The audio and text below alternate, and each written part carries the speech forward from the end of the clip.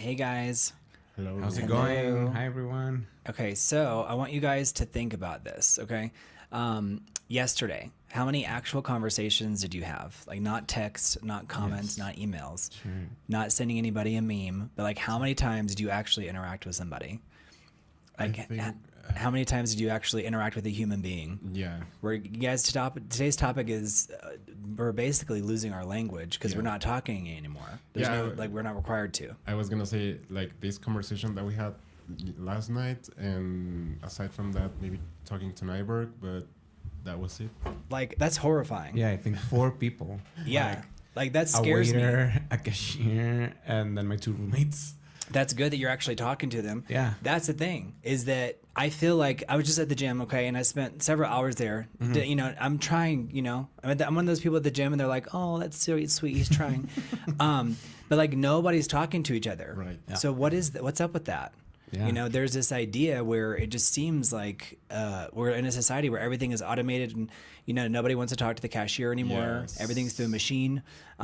It's starting to feel like a crisis. In fact, there's several studies that are confirming that it actually is.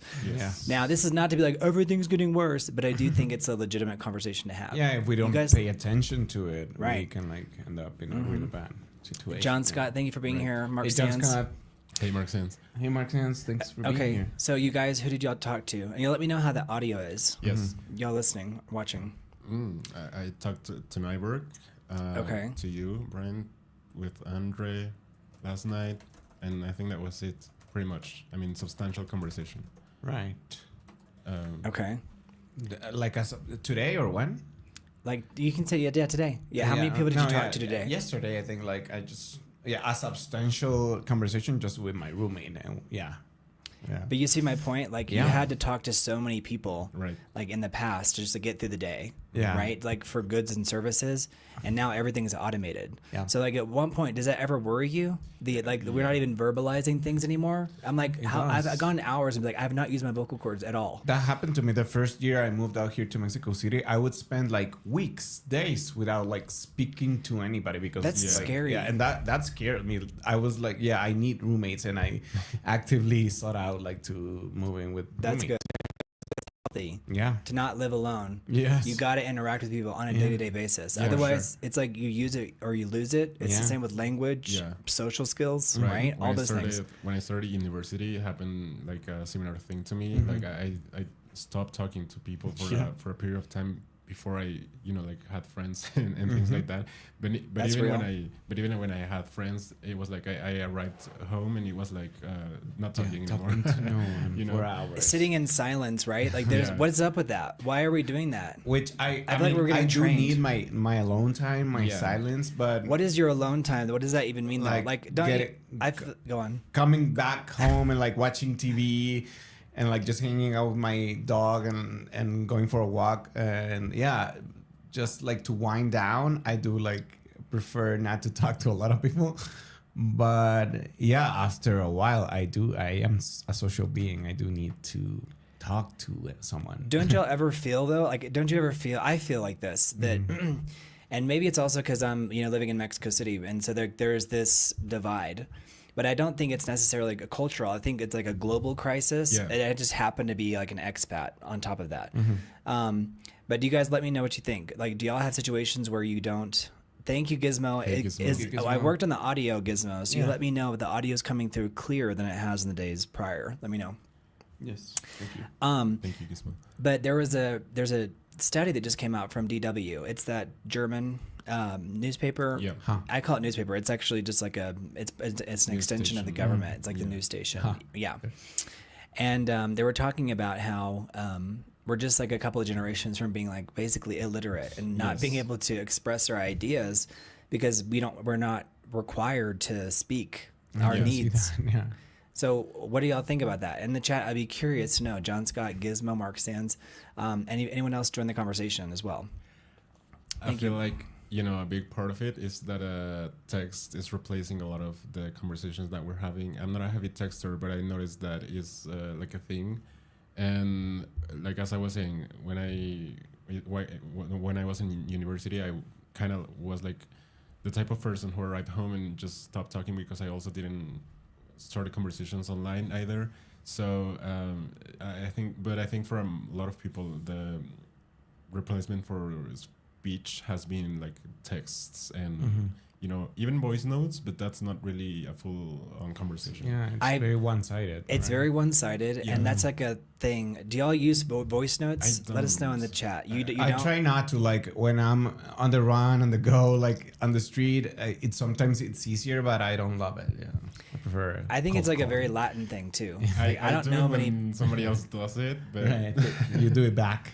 yeah, to it's them. like to mirror them. Yeah. It's like a voicemail kind Yeah. of, but it's like because sometimes people will leave voicemails or these voice notes. Do y'all leave voice notes? Let us know because I'm curious how many people are actually using this. But in some ways, maybe it's nicer to hear their voice and to see the text. Like maybe that's more personable. I mean, you guys let me know what you think. I'd be curious. But literacy has a lot to do with it too. The fact that we cannot like articulate as much anymore, Right. maybe necessarily. So they're saying that we're speaking 338 fewer spoken words per day Wow, Yeah, for every calendar year later than 2005. that is per crazy. day, that's a lot. Like, think about the huge difference that is. That is Yeah. crazy. Right. So there are 338 fewer spoken words per day for every calendar year. So since 2005, it's been on the decline, like rapid decline. Right. So there's this idea that not only are we becoming illiterate, but we're actually not even able to verbalize our needs anymore. Yes. So it's like, what is going on? It's freaky because, these kids, think about Gen Alpha, right? These kids who are just not being born are beta, right? The ones who are just not being born are beta, right? Yeah, I think so. Like, talk about beta testing. Like, they're gonna grow up in a society that it's like all they know how to do is swipe. And I think we had to talk about this. It's a legitimate crisis. And, are you all surprised that more people are not talking about it? Maybe that's part of the crisis, that we're not talking to each other. And that's what we're doing here. Yeah, no, I'm not surprised, but I don't see a lot of conversation around it. Yeah, that scares me. Yeah. I'm not that surprised either, and I think that the fact that we're living in a world that is also making everything so we don't necessarily have to talk to anybody as much is concerning. Like, I went to a coffee shop the other day, and the model of this coffee shop is like ordering. It feels like an Apple store. Like, it's cool, but Like the McDonald's too, like Yeah, it has you all these just- apps that you just order, You just pre-order order, and just exactly. go and pick it up. yeah, so there's Your not order. really a need to talk to anybody Yeah. anymore. So Yeah. I mean, it sounds so dystopian, but at the Yeah. same time, it's like you just have to laugh so you don't cry type of thing. Yeah. I mean, I said good morning to the Yeah. barista, Oh. but I was like, You said good morning to somebody, clap, Thank you. clap, I- clap. but there was not really an interaction between, like, oh, I'm gonna have this, and because there was not a need for it. Well, that's the thing, is that I think we have to go out of our way, because think about how many conversations we're not having anymore. Yeah. And like, how is that affecting our mental health at the end of the day? Like, maybe we think it's a convenience, but if you think about it, every convenience, if you flip it on its head, it Yeah. becomes like a nightmare, Yeah. right? Like, it's Yeah. like, oh, you don't have to use your muscles at all. Well, then you have muscle atrophy. Yeah, exactly. What I'm saying is that the world has also been pushing this thing where we no longer have to speak to people anymore either, even if it's just like small talk. It feels that way too. Does it feel like people also, like, when people ask you how are you, they don't really care? Because if you like tell them, they're like, okay, come on, move it on, move Right. it on. You know, Yes. like, I don't need to hear your But I life do story. love it. Like, I know that the content of the conversation is not great, but I do love what it reveals about people. Like, Yeah. it shows interest for one. I love small talk. I said this before. I remember you saying that. But We yeah, talked about that I mean, today. We talked yeah. about how you love small talk. I do And love it. I think it's actually a sign of a healthy person. Yeah, for sure. If you want to actually verbalize things Yeah, in yeah. a world where you can go your entire week without barely saying anything. Have you guys Yes. thought about this? Imagine if you work from home. I've been there. Right. So it's like, what conversations have disappeared from your life, right? Yes. Think about all like these crucial conversations. There's a book called Crucial Conversation, Crucial Conversations, and you have these crucial conversations as you move through your life. And so there's this idea that it's like, if we're not having these crucial conversations, are we just coming to assumptions about our relationships with our parents, our siblings, Yeah. the people that live in our building? For sure. And we were talking about this the other day with David when he was saying that he doesn't feel like he misses his family because they're like in his pocket all the time.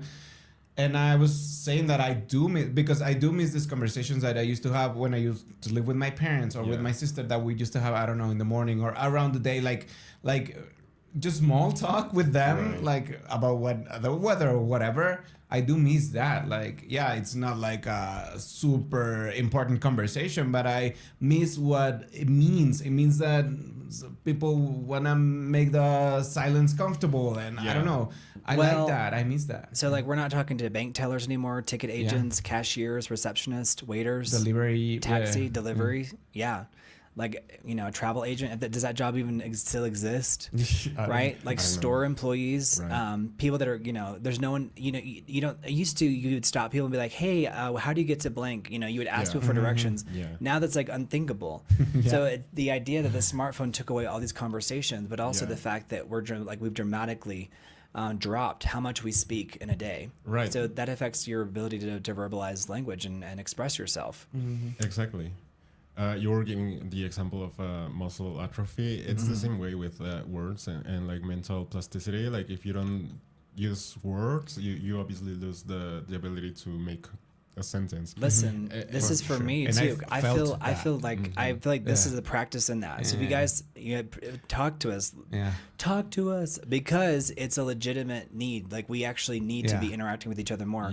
We're engineering key relationships out of our lives. Like we're engineering it out of our lives. And that's a part of like when I lived alone, I used to watch a lot more reality TV show, but I liked it because it helped me stay like because I see the reality TV show is a lot of people fighting, and I could feel like, oh, this is my practice for like argumenting or like forming So you're having a or parasocial relationship with these reality stars. For sure.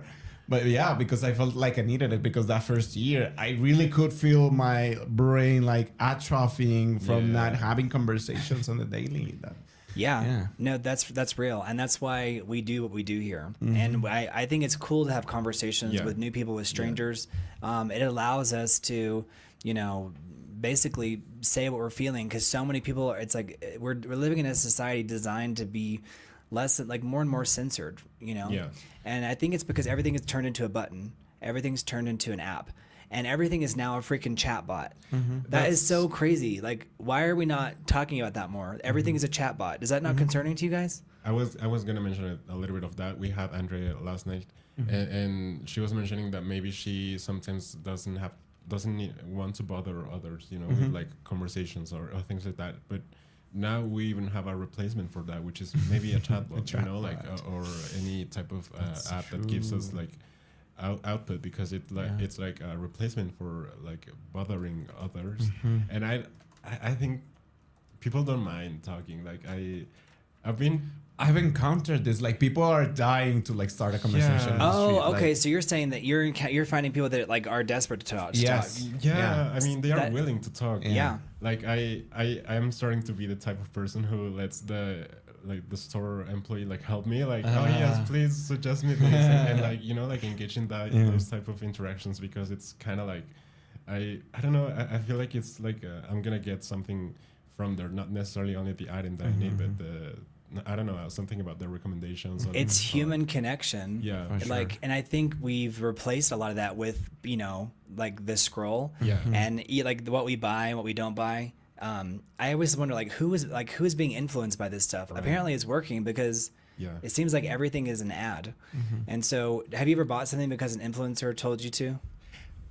Not that it told me to, but that I saw them wearing it, and I was like, okay, that looks cool. No, but like from like random ads, I have been a victim of like Korean skincare products. Oh well.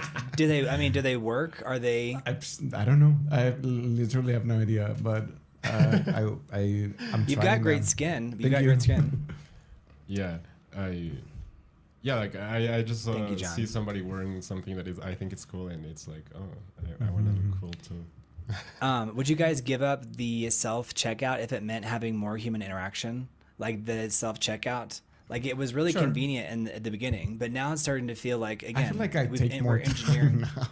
You take more time to do the self-checkout? Yeah, like where do you do self-checkout? At the supermarket, like right in front of my house. And yeah, whenever I buy like a alcoholic beverage, they have to like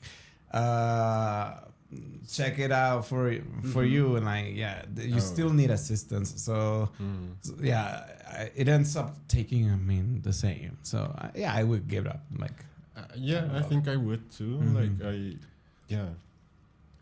I don't use it much, I was gonna say, but that's why I also think I would give it up. When was the last time you had a conversation with a complete stranger for absolutely no reason? Complete stranger. Oh like a complete stranger for absolutely no reason. Like I always talk to my Uber drivers. You do? Like Did they leave you 5 stars? I don't think so, but really? You think that they don't want to talk? No, but I don't think I don't know if I should be saying this, but I've heard that they actually don't give you a 5-star review because of a system that they have. Because a 5-star can be unreliable, can be like a very new person in the app, and that can be unsafe. That's so bizarre. They always like rate a little bit lower, so that the other drivers know that it's a real profile. But that doesn't make sense to me. It does to me. Like it does to me. So you're saying that like you can't have a perfect score because that would be suspicious. Yeah.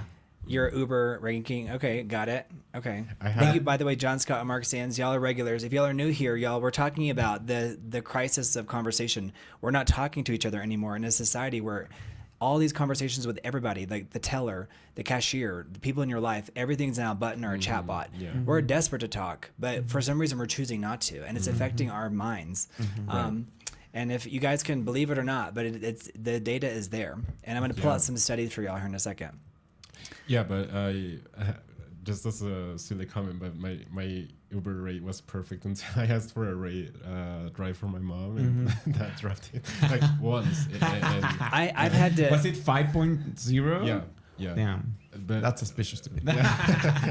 Did you ask your mom, like, did anything go wrong? You're like, Mom, I didn't think it's funny how everything is a rating. It's like a Black Mirror episode. I wasn't in that drive, and so I don't know, but I couldn't ask her. I was. Oh my gosh, that really is funny.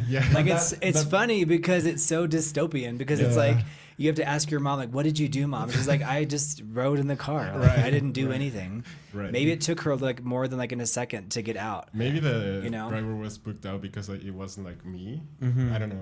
Maybe I think that affects my score, because you can now like people come to the podcast through the app like say that the rights for someone else, but you couldn't do that in the beginning, so maybe that affected it. But listen, I heard this from one driver that they find the perfect rating suspicious, so that's probably for the best. I'm gonna give you guys like a mind blowing thing. So like this study that was done in Germany, they were saying that like we're on the road to like in just a few years, it's gonna be unthinkable to even go up to a stranger when you're in need. Think about this. So they were saying that like it's getting to the point where it's like it's basically we're heading towards a societal collapse, because let's say you're having a heart attack in a public park, like you wouldn't even call it, like we're going to be engineered in the next 5 years to not even call out for help, because we don't want it, we're too afraid. So but what's happening to Gen Z is happening to everybody now. Wow. No, that's scary. That's like, think about that. You could be having a full-blown heart attack and you're not going to call out for anybody because you're like, I don't want to inconvenience them. I'll just die. Right. Yeah. Like that. But actually, even saying it out loud, that sounds plausible with the world that we're living in. Like, for me, inconvenience is the price Doug Overhaul. that we pay. Hey, John Scott. Hey, Mark Stans. Hey, Gizmo. Go on. Say it again. Yeah, I think that inconvenience is the price that we pay for community. Like, if you don't want to be inconvenienced ever, go move to an island. Like, I think, but that's the thing, is that we've engineered it so much that even though we live around millions of people, like I'll walk and nobody will talk to me, right? Yeah. Oh, and it's very scary, because you look around and everyone's on their phone. People are crossing the street. I'm like, you could just get run over. So there's this idea where, and by the way, if you guys are enjoying this, y'all like and subscribe, because we're a new channel. So y'all help us out. Please do so. I'm like, please. People like no one likes a beggar. But it's interesting. I think where can we have these legitimate live conversations? I don't know. So I'm like, let's just make it here. Yeah. So welcome to the big idea. So what do y'all think? Is it normal to talk to strangers, or is it intrusive, depending on what your needs are? As I was saying, I think I found out that people are willing to talk. Maybe older people too. Well, like above, in generations above. Like, but I also think that people are willing to help. If you ask them for help, like they, generally speaking, are willing to help. I think. Yeah, no, I've encountered this too. Like, for me, talking to a stranger is like even freer than like talking to someone that, you know, because there's no stakes. Yeah. So I do it all the time, and I do encounter people that are very willing to have a conversation with me, like. Right. Then they don't stop talking. But I mean, that's the problem. I I think, but you're touching on a big point. And Gizmo, you're right. I probably should get a dog, because there are like certain things that, you know, we have to talk about. But Gizmo, Gizmo, you have a baseball team, right? That you are. Oh, that's awesome. I love baseball. But I think that's so healthy. So we have a space, like a public space, and not like the bird cage. We have this space that's perfect for like a class, like an English class. Yeah. So I need y'all to remind me, because with all the atrophy that's going on, I'm like walking around just like drilling on myself all day. But this idea of talking to strangers and having the ability to socialize, we're actually losing that skill. Yeah. And I'd be curious to know if people in the chat feel the same way, or if it's just, it feels like one of those things. It's kind of like dementia. Yeah. It's like you only realize it when it's already upon you and you can't do anything about it. So I think this is my response to all the changes that are happening in society. It's such a rapid pace, and I think it's the biggest one is obviously AI, because we go to the chat bot to give us an immediate answer, and it's very confident. We're like, okay, yeah, and it feels like you're getting smarter, but it doesn't. But then at the end of the day, do you feel smarter? I don't know. I don't use it I don't use it that much to talk. I only use it like 20, 30 times a day. But I mean, yes, because I also think that I try to be like conscious with the sentences I say. Like I try to say like complete sentences at least. But I find that to be, you know, like even challenging for some people to like, because I tend to interrupt myself too sometimes, but I try to say like complete sentences and to have my point, you know, go through the thing that I want to say, because I think that I need to be making that conscious effort of, you know, like saying something, because that's to me saying something, like making sentences, like have a verb and maybe have a point and have a. I mean, isn't that scary that you have to actually verbalize that? You're like, I think it's important to speak in full, because you're like, hey. I got it. But if you haven't like gone through it or like thought about it, like it's easy to like dismiss it, and No, but that's the point. It's been engineered that way. Yeah, for sure. Like Ellen DeGeneres, she talks about this. You know those little things you put on your tongue. Like we used to have breath mints, and I guess they still exist, but they have the little strips. You ever seen those strips? Yeah. They dissolve on your tongue. Yeah. It's that. It's like, can we not suck anymore? You know what I mean? Yeah. Like it's scary. Like there's no effort in anything. It's like let's put it here. Yeah. You know, this idea that we're just like we don't want to do anything physically. Because I think that we create like a secret language, let's say with the people that we're close to. Like I maybe have this language with my family, you know, like they understand me with less words maybe, but we shouldn't like think like a shorthand. Yeah, but we shouldn't think that that's like a normal thing with a stranger or a friend or whatever, because it can obviously be different, you know, and with friends too, like you maybe have a secret language between or among each other, but I think that's also causing some level of confusion in when we try to speak to someone else. Right. Because we get accustomed to speaking in short sentences or like slang or in like a certain whatever. way. If y'all saw the rapid zooming back and forth, that was on purpose. That was me just trying to get your attention to wake y'all up.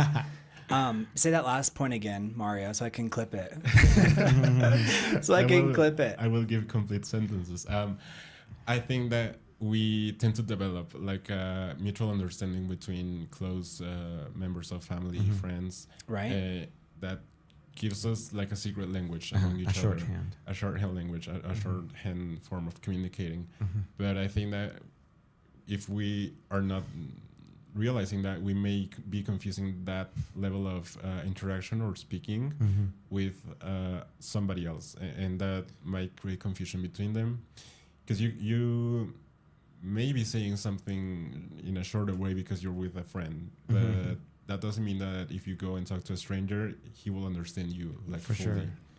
Yeah. So I think that we should be conscious about that, and that's what I was trying to say when I was saying that I try to be conscious about the things that I say, even because What do you mean? right? No, I literally feel the societal pressure pushing down on me to be dumb.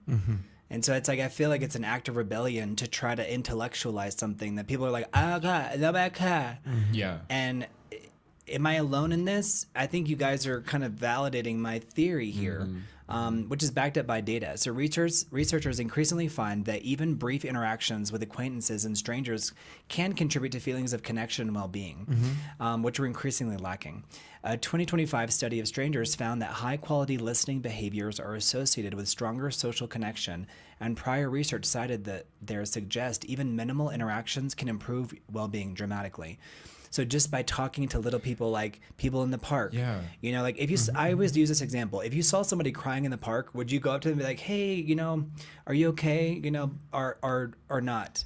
Does it depend on what they look like? Are you more likely if they're a grandma, or what if it's a young person? The distance, like how far away am I? But I think I would. I like to lazy. Think that I would. Yeah. So you're saying that you wouldn't if you're too far away? Maybe. To be completely honest, I think I wouldn't on most circumstances, but I obviously get your buzzers out. That way we have buzzers. If y'all are new here, y'all help us gamify. This is really fun. This is live, so y'all can interact. So if you're feeling like lonely, this is the place, right? Because we're all lonely. Lonely with us. Everybody is lonely. Yes. Everybody. Celebrities are lonely. Yeah. Listen. We work at a talent agency, Mario. We know, we know people are lonely. People who have millions of fans are lonely. Yeah. So this is a chance for you guys to interact. Hey, Sultan, how's it going? Hey, Mario, Mark Sands. Hey, Sultan. Kind of school. Thank you guys for being here. Mario, but this is the chance for us to interact. And you guys, we got to interact. Yes. We don't want this to be our last stream, okay, guys? Yes. So interact with us, because we're also we're fulfilling a need for you guys and for us. For ourselves. And for us, we truly need it. We Yeah. need to get it out. We need to let our feelings flow.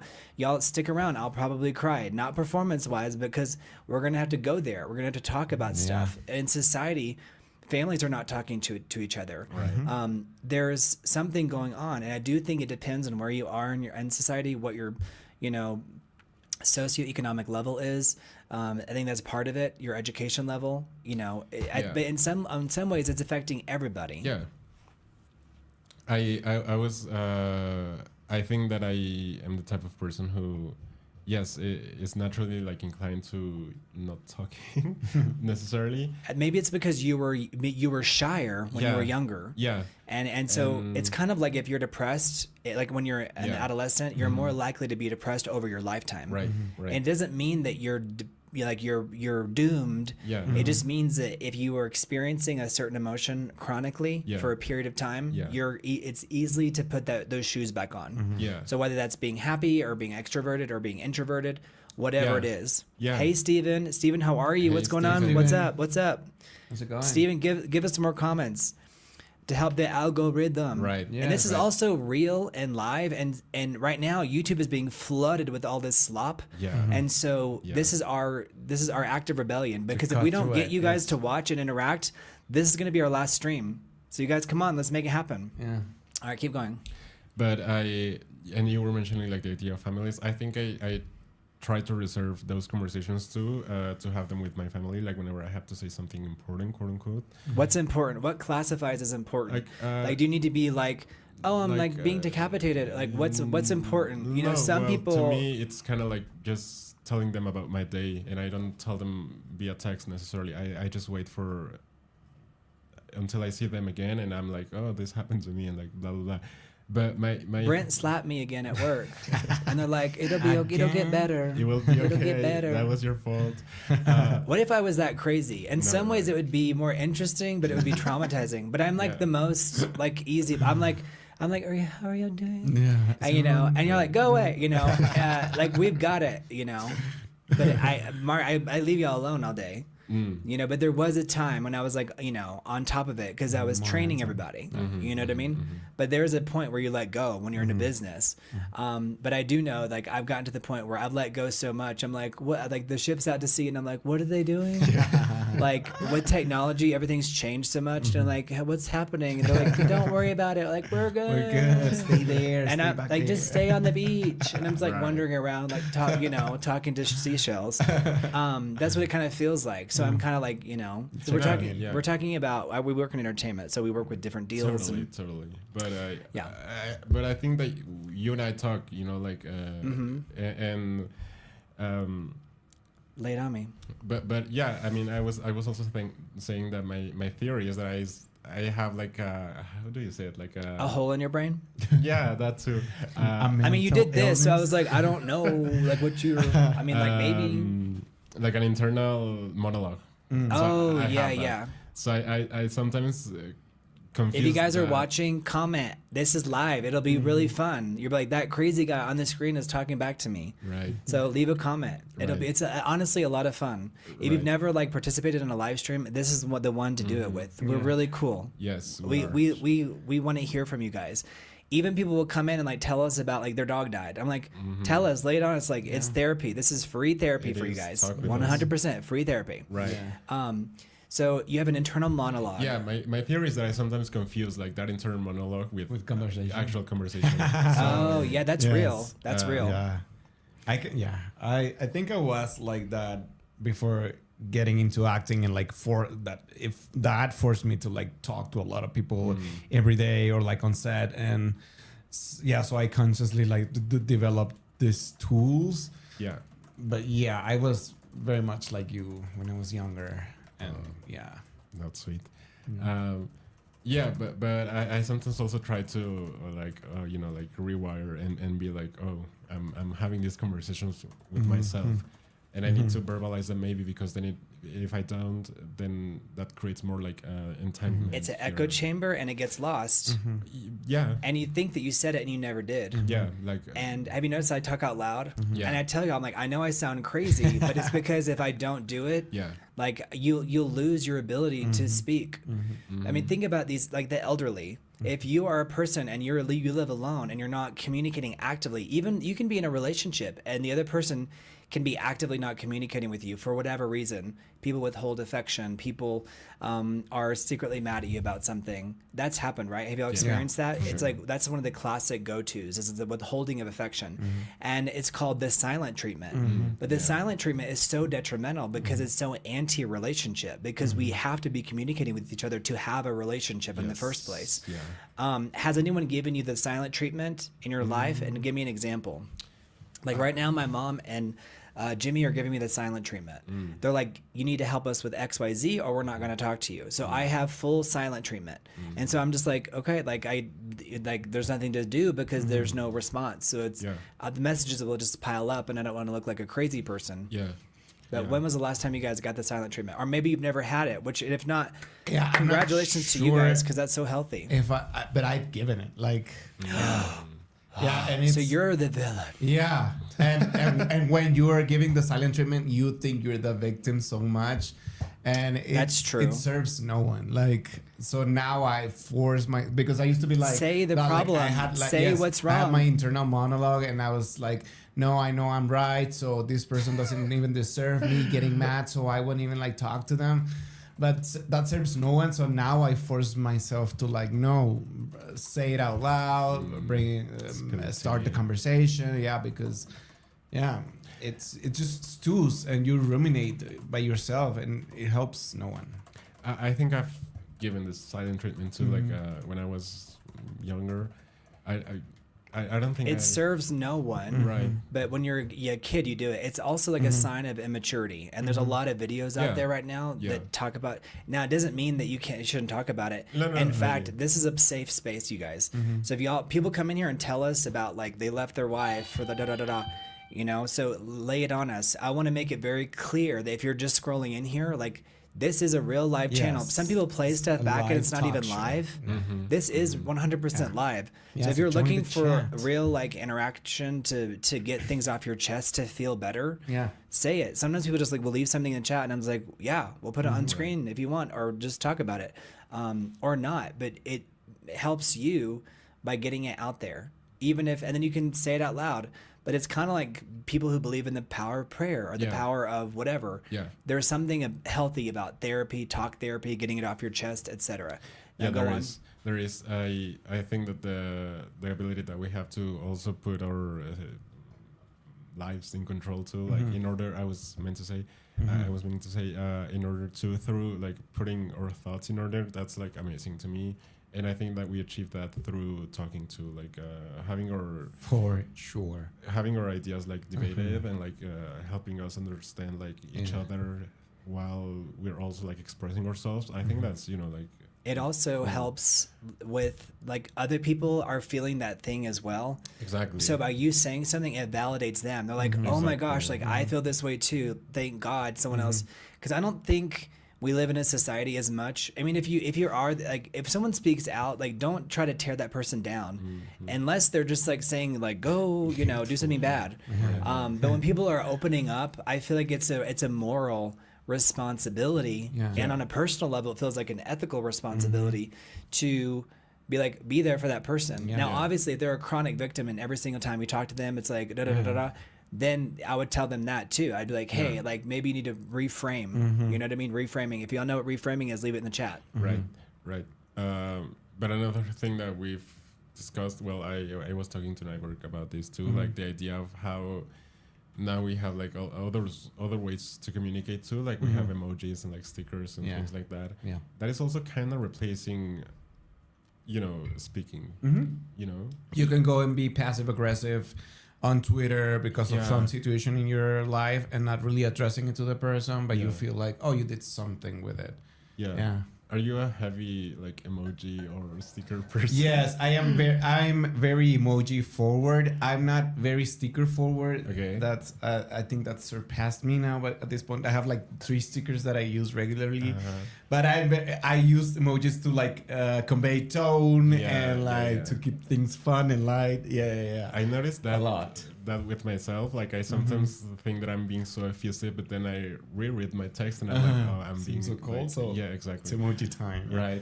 So, but I think it's interesting because even those dynamics have shaped our way to our ability to communicate too. Like that's why I also I'm not a heavy texter either because it's harder, to convey an emotion there. I'm the kind of person, like if I'm feeling really sentimental, I'll give someone like a really long message because I feel like we haven't spoken in a while and like this is something that has to be said. Maybe there's no way to verbalize it. So I'm like, here's this message. I'm that person and I don't mind being that person because I feel like it gives license, it gives permission to the other person to be able to send that back. Right. Because I would love to say it verbally, but there are some people, it's like they'll hang up on you if you tell them like your truth. My truth doesn't have to be your truth, but it's like when we speak our truths to each other, we get closer to a truth. If you guys feel like we're lacking that, thing, let us know. Are there comments coming through on mine? I'm not seeing them. You guys leave comments. Let us know what you think about this. This idea, the crisis of conversation. Hey V2 Hookah, how are you? Hello V2 V2, you got to get YouTube Premium. You got to get YouTube Premium so you can play us in the background. It's worth it. And the audio is better now. So today the audio should be more rich. But you guys let us know. Let me know and I can adjust the audio. I'm over here doing all the little things. But going to that question, have we started interpreting normal human interaction as bothering somebody? What do you think? I think so. Yeah, I think that stops us. Again, this idea of like being annoying, I think it's fine, but somewhere I think we lost like because there's nothing wrong with being annoying. We're in a society, we live in community, we are bound to be annoying. Like this idea of like babies in airplanes. Yes, I know it's annoying, but people being super apologetic about their babies crying, it's like their babies are going to cry. I think it's really sweet because if they're apologizing about their babies, at least they're talking to strangers. Exactly. Yes. Go Like, it's apologize, but people feel entitled to their silence in an airplane or like whatever. I don't think it's cool to go be like, quiet up your baby. What do you want me to do? Like put like. You know, that's not even possible sometimes. You can't do that. It's a baby. A baby. So. Oh, I'll just smother it. No big deal. No, you gotta love your child and understand that. You know, I haven't been in a situation. Listen, the last time that really happened clearly to me, I was in the movie 2012. This shows you how old I am. But I was in the movie 2012, and I distinctly remember because I did some of the marketing for that movie locally in that region, and there was a baby crying in the first row, and they finally had to come take the baby out. Right. Because I'm like, why did you bring a baby to a disaster movie? Yeah, in a movie theater, I get it. Like, well, it was because they were in the first row, and they were. I'll never forget it. I remember, you know, I'm very visual, spatial, so when I do remember something, I remember where I was standing, all those different things. So, or in this case, sitting. But I remember thinking, like, you know, I really do need to go tell the manager because I'm actually worried about the baby at this point because the speakers were like going. It's more about like the baby. Like, the end why of the would world. you bring a baby to a movie theater? That's another conversation. Yeah. But I mean, a flight, people do need to fly with their family. So like, if we don't like have some, I don't know, grace for that, like, what are we doing as a society? Yeah, I think we value a lot not being annoying, but we're human. We are annoying. Like, I don't see what's wrong with that. I don't think we're even annoying. I actually wouldn't even describe it as that. Mark Sands, by the power of the Gray School, check that Venmo. I did. Thank you, Mark Sands. Thank you. Movie yesterday. Mark Sands, you are keeping us in business. Thank you. Mark Sands. And just remember, you guys, this is cheaper than therapy. And you guys, let it out there. Nyberg is here in the comments. We've worked together for 7 years almost. Yes, 7 years. Isn't that wild? Time flies. Wow. But it just shows you that, you know, you have to find your tribe. You have to find your people. And sometimes there's a healthy distance. And then there are other times when it's like we're on top of each other, metaphorically, you know, in terms of like talking on the business. Yeah. But there are times whenever, like, especially sometimes whenever we're going through a huge amount of societal change, sometimes we don't know how to verbalize it because it's changing so much. We don't even know how to describe what it is that we're experiencing. Yeah. And I think that's how we feel with the chatbot, because instead of talking to another person about everything becoming a chatbot, we talk about it with the chatbot. Yeah. Yeah. When's the last time y'all talked to a chatbot? That includes ChatGPT, Gemini, Claude, like Sai. If you're watching too, Sai, we miss you, Sai. If you're watching, Sai is a comedian in Mexico City. She's amazing. So if you're watching, please comment, Sai. She's in Veracruz. She's probably on a beach somewhere. But yes, which I'm very envious of. Me too. But would you wear sunscreen at that beach? Yeah. So like a full body sunscreen? And maybe just like arms and back and face. Okay, but would you be shirtless? Yes. Yeah. But would you put the sunscreen all over here? Yeah. Well, the reason I ask is because you've got that like pearly skin. Yeah. So because there is like there, you know, I saw someone at the gym today and they had a bunch of sunspots. Yeah. But I was like, you know what? Like they looked healthy. Yeah. Because I think it's like, what is this? Like we want to have these perfectly preserved bodies for the grave. Yeah. Like look, this is the most beautiful cadaver I've ever seen. Like no, I do love getting a tan. Actually, I mean, I say that as I'm transparent. Like any glow, it was like me putting like, let me put a little like my clown makeup on. I don't want to deal with like a really scary disease, but yeah, of I course. do love getting a tan. At some point, you get to the age where you have things starting to be like lasered off. You know, like I had something cut off in my back shoulder blade. It was like, and she was like, it's probably nothing to worry about now. But I was like, well, could it be? She was like, probably. So I was like, just take it off. And she was like, yeah, no problem. It was just like a little mole, you know what I mean? But it's interesting. Yeah, I'm always like checking. Like I get like some random moles like in my hands sometimes that they come and go, and I'm like always like, are they moles or like is it just like a speck of dust and you're like, a hypochondriac? Yes, I am. I mean, listen, think about it. If it's coming and going, that's not a mole. Yeah, moles don't come and go, do they? They disappear. Like, is it a freckle? I had one for like weeks, like over here, and it was dark, but it was really tiny, like just like a birthmark. Okay. And then it went away, and I'm like, okay. So that's settled. But yeah, I'm always checking. Yeah. John Scott says, if still on after my dinner, I will accomplish my first Venmo transaction tonight. Ooh, John Scott, deal. Yes. He's like, my dinner's in 5 hours. So you listen. We're discovering new people today. I prayed about it, and I was like, YouTube, bring us some new people. Well, you know, people who need some that's live nice. interactions. Yeah, let's make it happen. Dagoberho says he's talking to a chatbot that he made himself right now. Okay, so Dag Overhaul, that interesting. wouldn't surprise me because Dag Overhaul is the kind of guy. You guys join the chat. We'll get to know you. Dag is the kind of, he's very clever. He's very funny. He knows how to make like quips, you know, like these little play on words. Okay. But I don't know if he's being ironic. Yeah. But I feel like he's the kind of guy who would have his own self-made chatbot. Yeah. But Dag, what is it doing? Is it feeding you delusions? You're like, you will be the emperor of the universe. What is it saying? I'd be curious to know. Yeah. You know. I tell my chatbot to be so mean to me. Like, and I can like, don't go easy on me. Yeah. Like, don't feed my delusions. You know. I mean, I don't really actively say that, but there are people that want it to be sycophantic, and I'm like, Yeah, no. I don't like No. Whenever a chatbot gives me an answer, I try to make it so it doesn't feel like personalized. I don't like that type of treatment from a chatbot. Like, yeah, I'm like, keep your you're a distance. chatbot. Yeah, It's just close, like, yeah. So, You guys let us know if we like. The reason why we do this is so that we're not a chatbot, because everything is a chatbot, and like this is your experience to chat with a real human being. Yeah. So it's like whatever you want to talk about. Yeah. And so we're talking about the crisis of conversation. People are not speaking as much as they used to. Yeah. And also just the ability to perform. I do street interviews often, and I'll go out, and there'll be days it's like nothing is usable because people are just like, or they're like, I'm so shy. That doesn't mean that they have any moral or societal obligation to talk to me. Yeah. But I do find it scary that back in the 90s, people would just openly talk to me. Yeah, like, And like now people are like moving I'm forward. like nobody. And it's not because I'm like coming up to them creepy. I'm like, hey, how da da da da da. And it's like, what's your favorite ice cream? You know, like they're like, and like that's not controversial. right. I mean, I guess if you're like a big, I mean, is that controversial? So, you know, I told you guys I was on Reforma. This is a big street in Mexico City, and someone came up to me, and their big question was, "What's the capital of Mexico?" And I was like, "That's your And question." Like, and you violently attack them. yeah, they're in my trunk. No, Mark Sands, pineapple.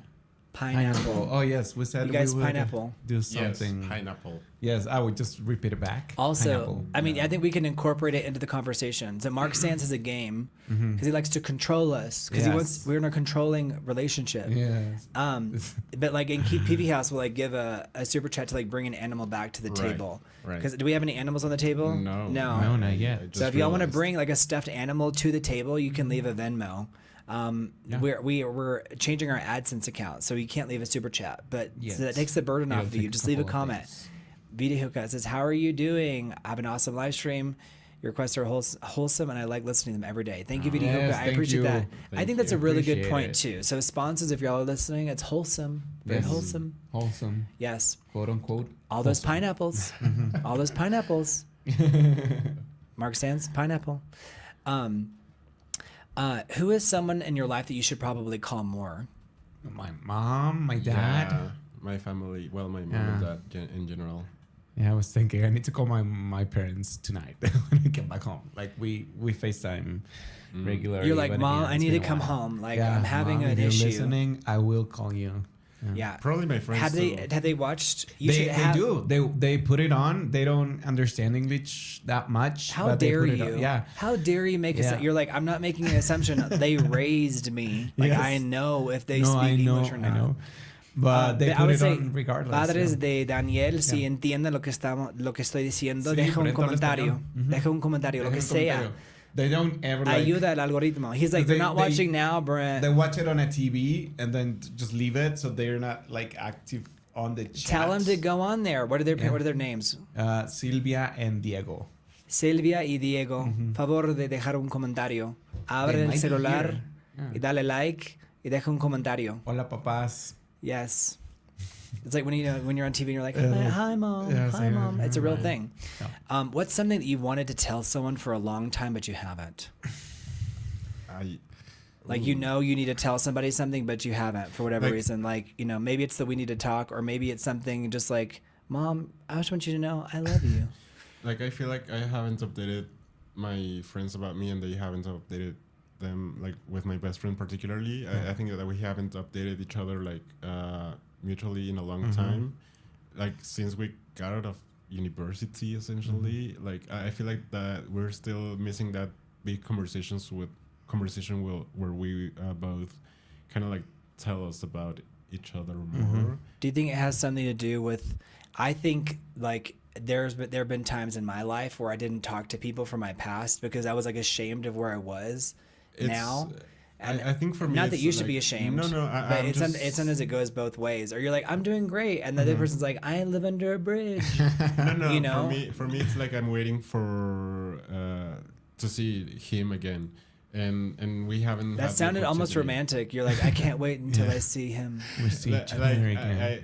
I want to see him like in person to actually talk about these things. I feel like I'm waiting for that moment. Yeah, So the AI doesn't like much transcribe everything, you know, Yeah. and like start selling you ads based off of your, I mean, you know. yeah, like I feel like I like to have those conversations in person. Yeah. And I haven't. By the way, we're all in the same room. So if Yeah. y'all are curious, if like, oh, are they? No, we're all in the same room. Yeah. Yeah.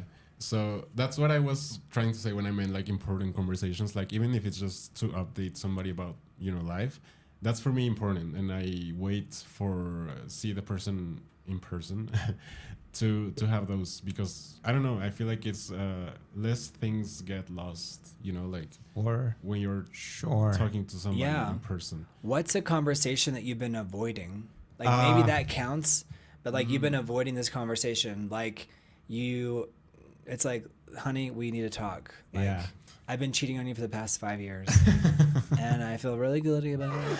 But I feel it's kind of. Or I your think you've been fault cheating on too. It's me. your fault. Or you know, why are we sleeping in separate bedrooms? I mean, there are Yeah. people that get to that point and they never talk about it. never I'm like, what is going on? Yeah. I hear people tell me stuff and I'm like, oh, we haven't talked about it. And I'm like, What?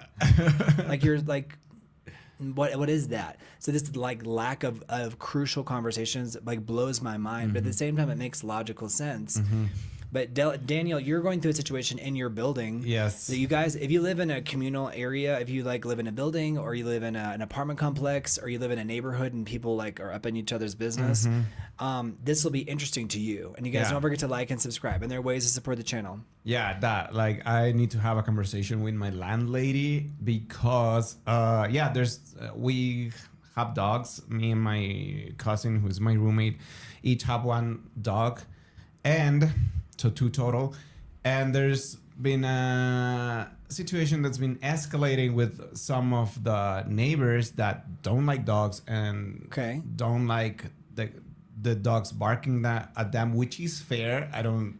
Right. I mean, listen. I'm honest. So when you Yeah. were talking about the dogs barking at the neighbors, I was like, that's gonna raise their Fair, cortisol like- levels. That's gonna put them on edge. Sure. It doesn't give them license to be rude to you. Yeah, But continue. They have been rude to us. They yell at us and they tell us like, "Oh, you're a effing dog. You have to keep him on a leash and a muzzle," which I do. They do have a muzzle for when we like are moving like Like a muzzle, yeah, like over a muzzle. Like, and she has never bitten anyone. She does bark. She's a very reactionary dog, but listen, like.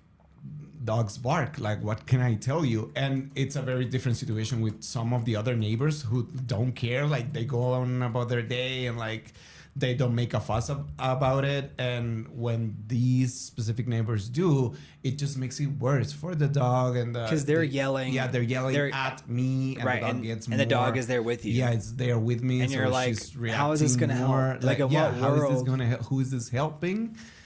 So that's been escalating, and now our landlady, who was their neighbor for years, they have talked to her, and they have painted this horrible picture of us being super rude, which we never Gizmo engaged. says it's time to put the dog down. Yeah, I mean, listen, I'm not saying I agree. I actually do love animals. Yeah. But I love them so much that I know if I put them in a situation, I'm like, but that's Yeah. not your situation. Like Yeah, you didn't know no. you were gonna have neighbors that were that sensitive, and Yeah. you didn't know when you adopted the dog that it was gonna bark that much and Exactly, not maybe like- calm down. exactly. Like, But these go on. You're things saying that happen.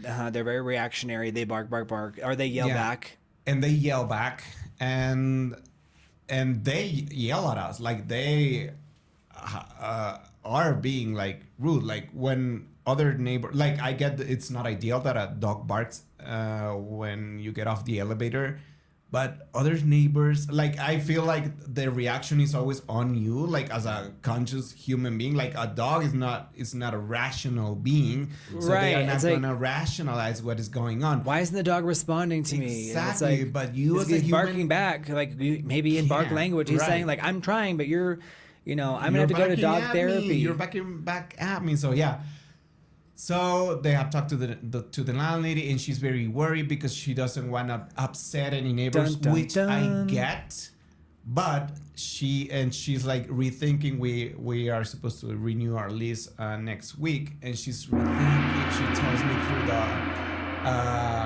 real estate agent that she's rethinking the lease renewal and that kind of stuff. Mm-hmm. But I do need to talk to her because she only has heard the neighbor's version of stuff, and they painted us as being super rude to them, which I have never, like, I do not engage when they I do think that, like, yell at me. I just the people are the chat is taking the side of the neighbors. I mean, it's but I fair. think it's because barking dogs in the United States culture, like, it's like so triggering. Yeah, maybe it's the same way here. I don't know. Because there, it's like, and also I think it awakens fears of being bitten. I'm on your side because you're such a lovely human being. Like, I know you, but again, I can see if it were all of the neighbors, like I would say, yeah, maybe they have a point. But some of the other neighbors react so like differently. Like they do not care. Like they just go on about their day, but.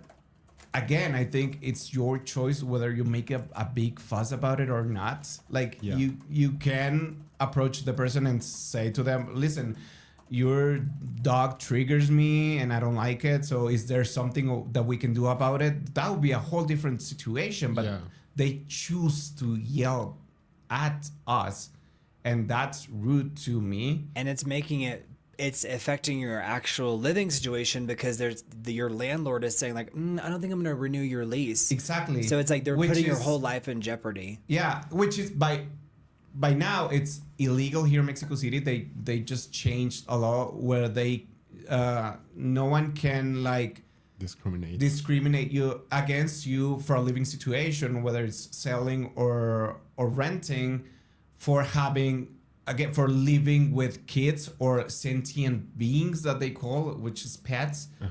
Because are pets sentient? Yeah, like because they're aware, like they can answer to their names, like they're not like a bacteria. Yeah. Right. Okay. And again, going back to the idea that annoyance is the price that you pay for community. Yeah, there's people that don't rent to people that have babies because they can be loud. But what are we doing? Like, if you don't want to live in an apartment building where you are bound to be annoyed, that's the commitment that you do. If you are it's a co-living situation. You co-own an apartment building. If you don't want that situation, go live in a house like somewhere else where you are. Go move to the mountains where you belong. Owner. Yeah, I mean, but but they're probably thinking the same thing about you. Yeah, they're like saying, "Take your dog, I'm gonna get you and your little dog too. I'm gonna ship you off to." Now illegal, so they cannot do that. Right, but they are choosing to. Yeah, they're trying to fight you on it. So how does that make you feel? Does that give you a level of low level or high level anxiety? High level anxiety, yeah. I've been going through it the whole week. So when did that start? When did you have the conversation with your landlord? Because again, the fact that you don't have that level of relationship with your landlord is indicative of, like, we used to have good relationships with our landlords. If we were upstanding, good, moral citizens, there was a level of conversation where it's like they would trust you versus one or two neighbors, who were elderly and like, maybe curmudgeons, or like, what is the word? Gruñones, right? Like grumpy people. Yeah. Well, yeah, I mean, we've been going back and forth. The real estate agent sent me, again, a voice note on Friday. She tried to call me on Friday, and then she called me on Saturday to let me know that the landlady wanted to like talk about the situation and that she had heard these things about the neighbors. and she's supposed to come on Saturday to check out the apartment and to talk the real estate agent. But yeah, then I need to talk to the landlady at some point. So if you guys are new here, so we have Daniel on the left, and then Mario is here on the right. Hello, guys. And then I'm Brent. Hi, guys. Hello, I'm Brent. You guys subscribe, like. This is a live conversation. You guys, people come in and they let us know what's going on in their life, their trauma, what's, how they're dealing with the effects of AI on society, or the effects of whatever it is that's going on in society. I think it's all goes back to like the way we're interacting with technology, and also like, extreme like income, and it's affecting me, but by proxy for my family, like, a lack of equality in society, and how it's like, even if you kind of crawled out of poverty, like you're getting pulled back down into it because there's so many people are in a desperate situation. And so we're talking about all these different things, but the first key to having a communication with anybody is being able to converse, being able to have a conversation. So if you guys feel like you need to get something off your chest, and that includes UVD Hookah as well, and Mark Sands and Keith Peavy House and John Scott. You guys, if you're new to the chat, leave a comment. That way we know who you are. Nyverk. It means so much to us that we're providing some level of value. So, we're really chill here. We don't judge anybody. Like we're having we're kind of like on the fence about your dog situation, because it's like, we actually get debatable. Like, I'm not saying I'm right. I'm just saying that put it there down. hasn't been a conversation. Put the like, dog with both down. sides. I love dogs. And I agree with Nyberg. Like, and I prefer to be a silent renter too, because I know that my landlady is older and she has dealt with health issues. The reason that she moved out, She doesn't want the stress anymore. yeah, because she didn't want to deal with the stress, which I get. Like, but again, it's a choice. She chose to move out because it was a stressful situation for her. She lived alone, and I try not to bring any drama to her either. But that's why she hasn't heard the side of my side of the story, because I never told her about the situation when it started to escalate, not to bother her. But now she's only heard their side of the story, so now it's a problem because there hasn't been that conversation. Yeah, and I guess sometimes there's no space for that conversation. Listen, we used to have another floor in this building, and there was neighbors were saying stuff. I didn't really want to go up for that fight. So I just kind of let it go because it stayed empty for like 6 months. And so, I paid like a year in advance. It was like, it was like so dumb. But there were neighbors who were just like mad at the white guy in the building, I guess, whatever. But Mario, you had something you were going to say. Well, that I get what Daniel is saying, because there's in this building there's like a dog that always barks at, I think it's everyone. I don't think it's only me. Maybe it's only me. But this big ass dog barks like and it's like, I don't like it, honestly, but I'm not gonna scream at them, like that's the difference, right? Is that you're not gonna not gonna bark back, exactly. like people. I'm like, what? I feel like that's like reducing us to the animal behavior that we're trying to criticize. Like I just avoid it. Like I just go on my day, and like maybe I'm being rude by not saying hi to the neighbors, but I'm also not gonna be like scream at them, to create this conflict that is honestly unnecessary. Yeah, I mean, a lot of conflicts, I think some conflicts are necessary because it gives you practice in being in a conflict.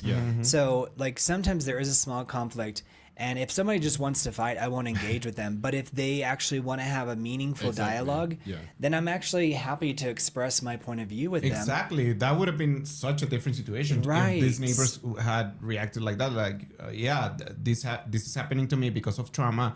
And they've said, but in a very bad way, they always like yell and like are rude about it. So I shut down when the conversations, when it's not a conversation and the confrontation just happens like that. Like, I don't want to fight, so I don't yell back. But that way there's no conversation. Today's contribution will go to Daniel's Animals to find them a new home. We don't pay a pet deposit, but we do have a deposit where like, that's me joking, by the way.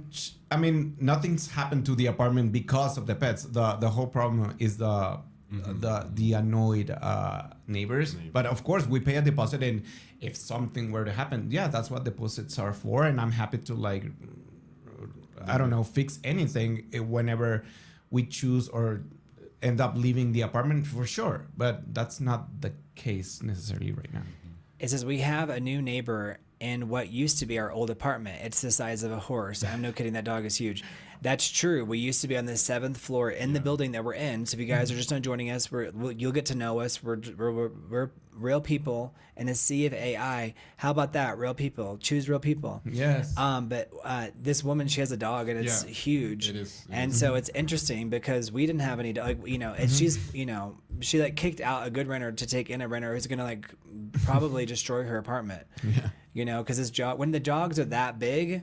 Yeah, you know, it's like they're when they go, they go. Issue. Right. Like there are times you get stuck in traffic and you can't get back to the dog to let the dog out. Da, da, da, da. I know dogs are trained to hold it. Yeah. But I feel like if you're that big, you may come home and you're like, you know, it looks like chocolate cake, and you get close and you're like, that's duty. Yeah. Yeah. So it's interesting. Who knows you guys better than anyone else? And when was the last time you talked to that person? Who knows you better than anyone else? And when was the last time you talked to that person? Damn, I think one of my friends from screenwriting school who I just saw on Saturday, and we had a blast. Yeah. That's great. How are they doing in their lives? What's going on with them? They just moved back to Mexico City, and I said that I would come visit to her new house here in the city. She told me where it was. I don't remember. We were. Is she like is it one of those things? Does she feel threatened by AI? Does she feel like it's going to affect her career? Because I feel like it's coming for everybody. Unless you're like Aaron Sorkin, we Christopher haven't Nolan. talked about it. I will be very interested in hearing what she has to say about it. We haven't talked. We hadn't seen each other in a while, and we just like. She invited me to an emo versus punk party. Sounds like an aura farming thing. Emo versus punk. We did punk. some aura farming. Leave a Venmo for that. Come on. We ended up doing some aura farming in the dance floor. But we didn't talk much. We just had a blast dancing to 2000 emo songs. That's hilarious. That's cool. Yeah. But I would be very interested to talk about her about this. Yeah. I think for me it's my best friend, but we talk like we send each other like reels. I don't know if that's a love language. Yeah, like I don't think it counts as talking. Reel, like on what platform? Instagram. So you'll see a reel that you like. Is it usually comedy? Yeah, like things that we both relate to, and that is kind of like funny to both of us. So I will send it to him, and it's like just us talking in that way. I think that was last week. Yeah. I mean, we do like from like weekly. Let's say it's not a duty, but we do it like. You guys may have answered this, but when was the last time you told someone that you missed them? Like I told Jimmy I missed him. Yeah. And I told my mom I missed her too. Yeah. But my relationship with my mom is not to be dark, but it's very like I'm Hayden Panettiere. Yeah. Do you know what I mean? No, but I have the mental fortitude to get through it. Like that alienation of affection. Like I'm not gonna talk to you because I'm mad at you about this random thing, without the struggles of the substances. But did you see her mom, by the way, when she came out? I saw that was shocking to me. A clip of it, and I couldn't see. I was like, it's triggering. It was triggering for me too, because I saw my mom and that woman, but like in a different version, right? A different package. But like this idea where she's like, I just have to get up and keep moving on, and I'm just like, like a week after your daughter died. I'm like, what? Like I mean, like everyone grieves in their own way, but you can tell this woman like is. You know, I don't think it actually helps to alienate affection from your children. You know, not even a message, nothing. Because it can feel so isolating, especially if that person was your primary caregiver for the vast majority of your life. Gizmo says, I tell people every day that I miss them. Gizmo, where's my daily text? Yeah. Where's my daily text? No, he actually texted me last night. So thank you, Gizmo. Nice. I think my mom, I haven't video messaged with her like in a while, but I think every FaceTime we do, I tell her and I miss her. And Kim on Saturday, who is my friend. Yeah, I told her I really missed you. Like Kim K, because she's been busy filming her show. You know, she's for a lot of things going on. Business. Yeah. She has a lot of businesses and kids. Yeah. But Yeah, and now that with Kanye interfering, I'm sure he didn't let y'all have a Oh, nice shit. meal. Don't even get me started. It's the word Kim. I feel like it's hard to like mention that without. Without the Going there. Is it easier for you guys to say "I miss you" verbally or to write it down? Verbally, I think. Like, which one is easier? I like how he's like, let me practice it out. I think I don't do it on text that much. Right. I rather say it. It's Right. easier for me to say it verbally. Yeah, I think so. For me too. Yeah. Right.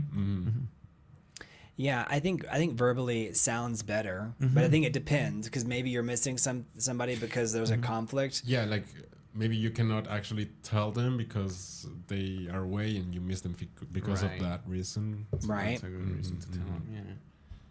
Yeah. Okay, so here's to the back to if you guys are joining us, are we losing the ability to talk?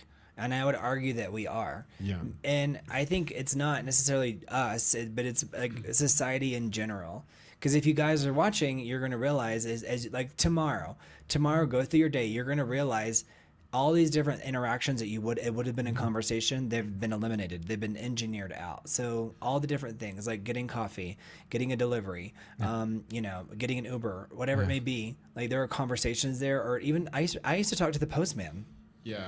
I used to talk to the postman. Now, what does it say about me? I was either very friendly or very lonely. No, but I think we are. And Mark Sands, you have no idea about that situation. It's bad.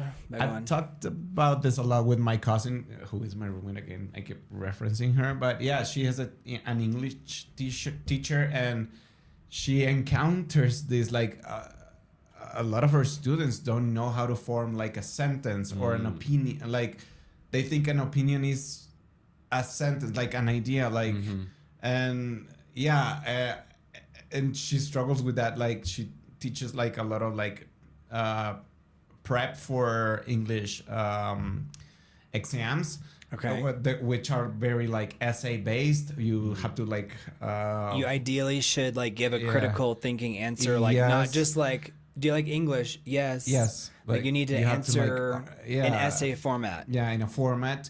Did they have to handwrite it, or because I mean, if you're doing it over the computer, it's like, how does she know that's not AI written? Right now, who knows, right? But I mean, if you're paying for a class, ideally, you would think you do wanna learn it for when you take your exam without the assistance of like a chatbot. But no, she encounters this like daily, and we've talked about it a lot. Like, people don't know how to like express their ideas like in a structured way. It reminds me of the Madonna song. She's like, express yourself, you know? And it's very real. And I think with all the machines, it's debilitated our ability to originate these ideas ourselves, or to generate them from, just the word generate, it sounds like but like, the spontaneous generation in your mind about, an epiphany that you've had. And so kind of like sitting alone with your thoughts but that's the thing, is that instead of sitting alone with your thoughts and instead of maybe talking to a chatbot, maybe go talk to a friend. But I think friends, it's like, maybe we're living in a society too where we're constantly comparing each other. So does that make it harder to have like conversations with your friends if you're feeling like down or lonely? Are you afraid that you're going to bring the other person down? Like, have you ever felt blue, like meaning sad, I guess, and not wanted to talk to someone else because you're like, I don't want to ruin their day. That was you all week because of your housing situation with your landlord being mad about like the dogs.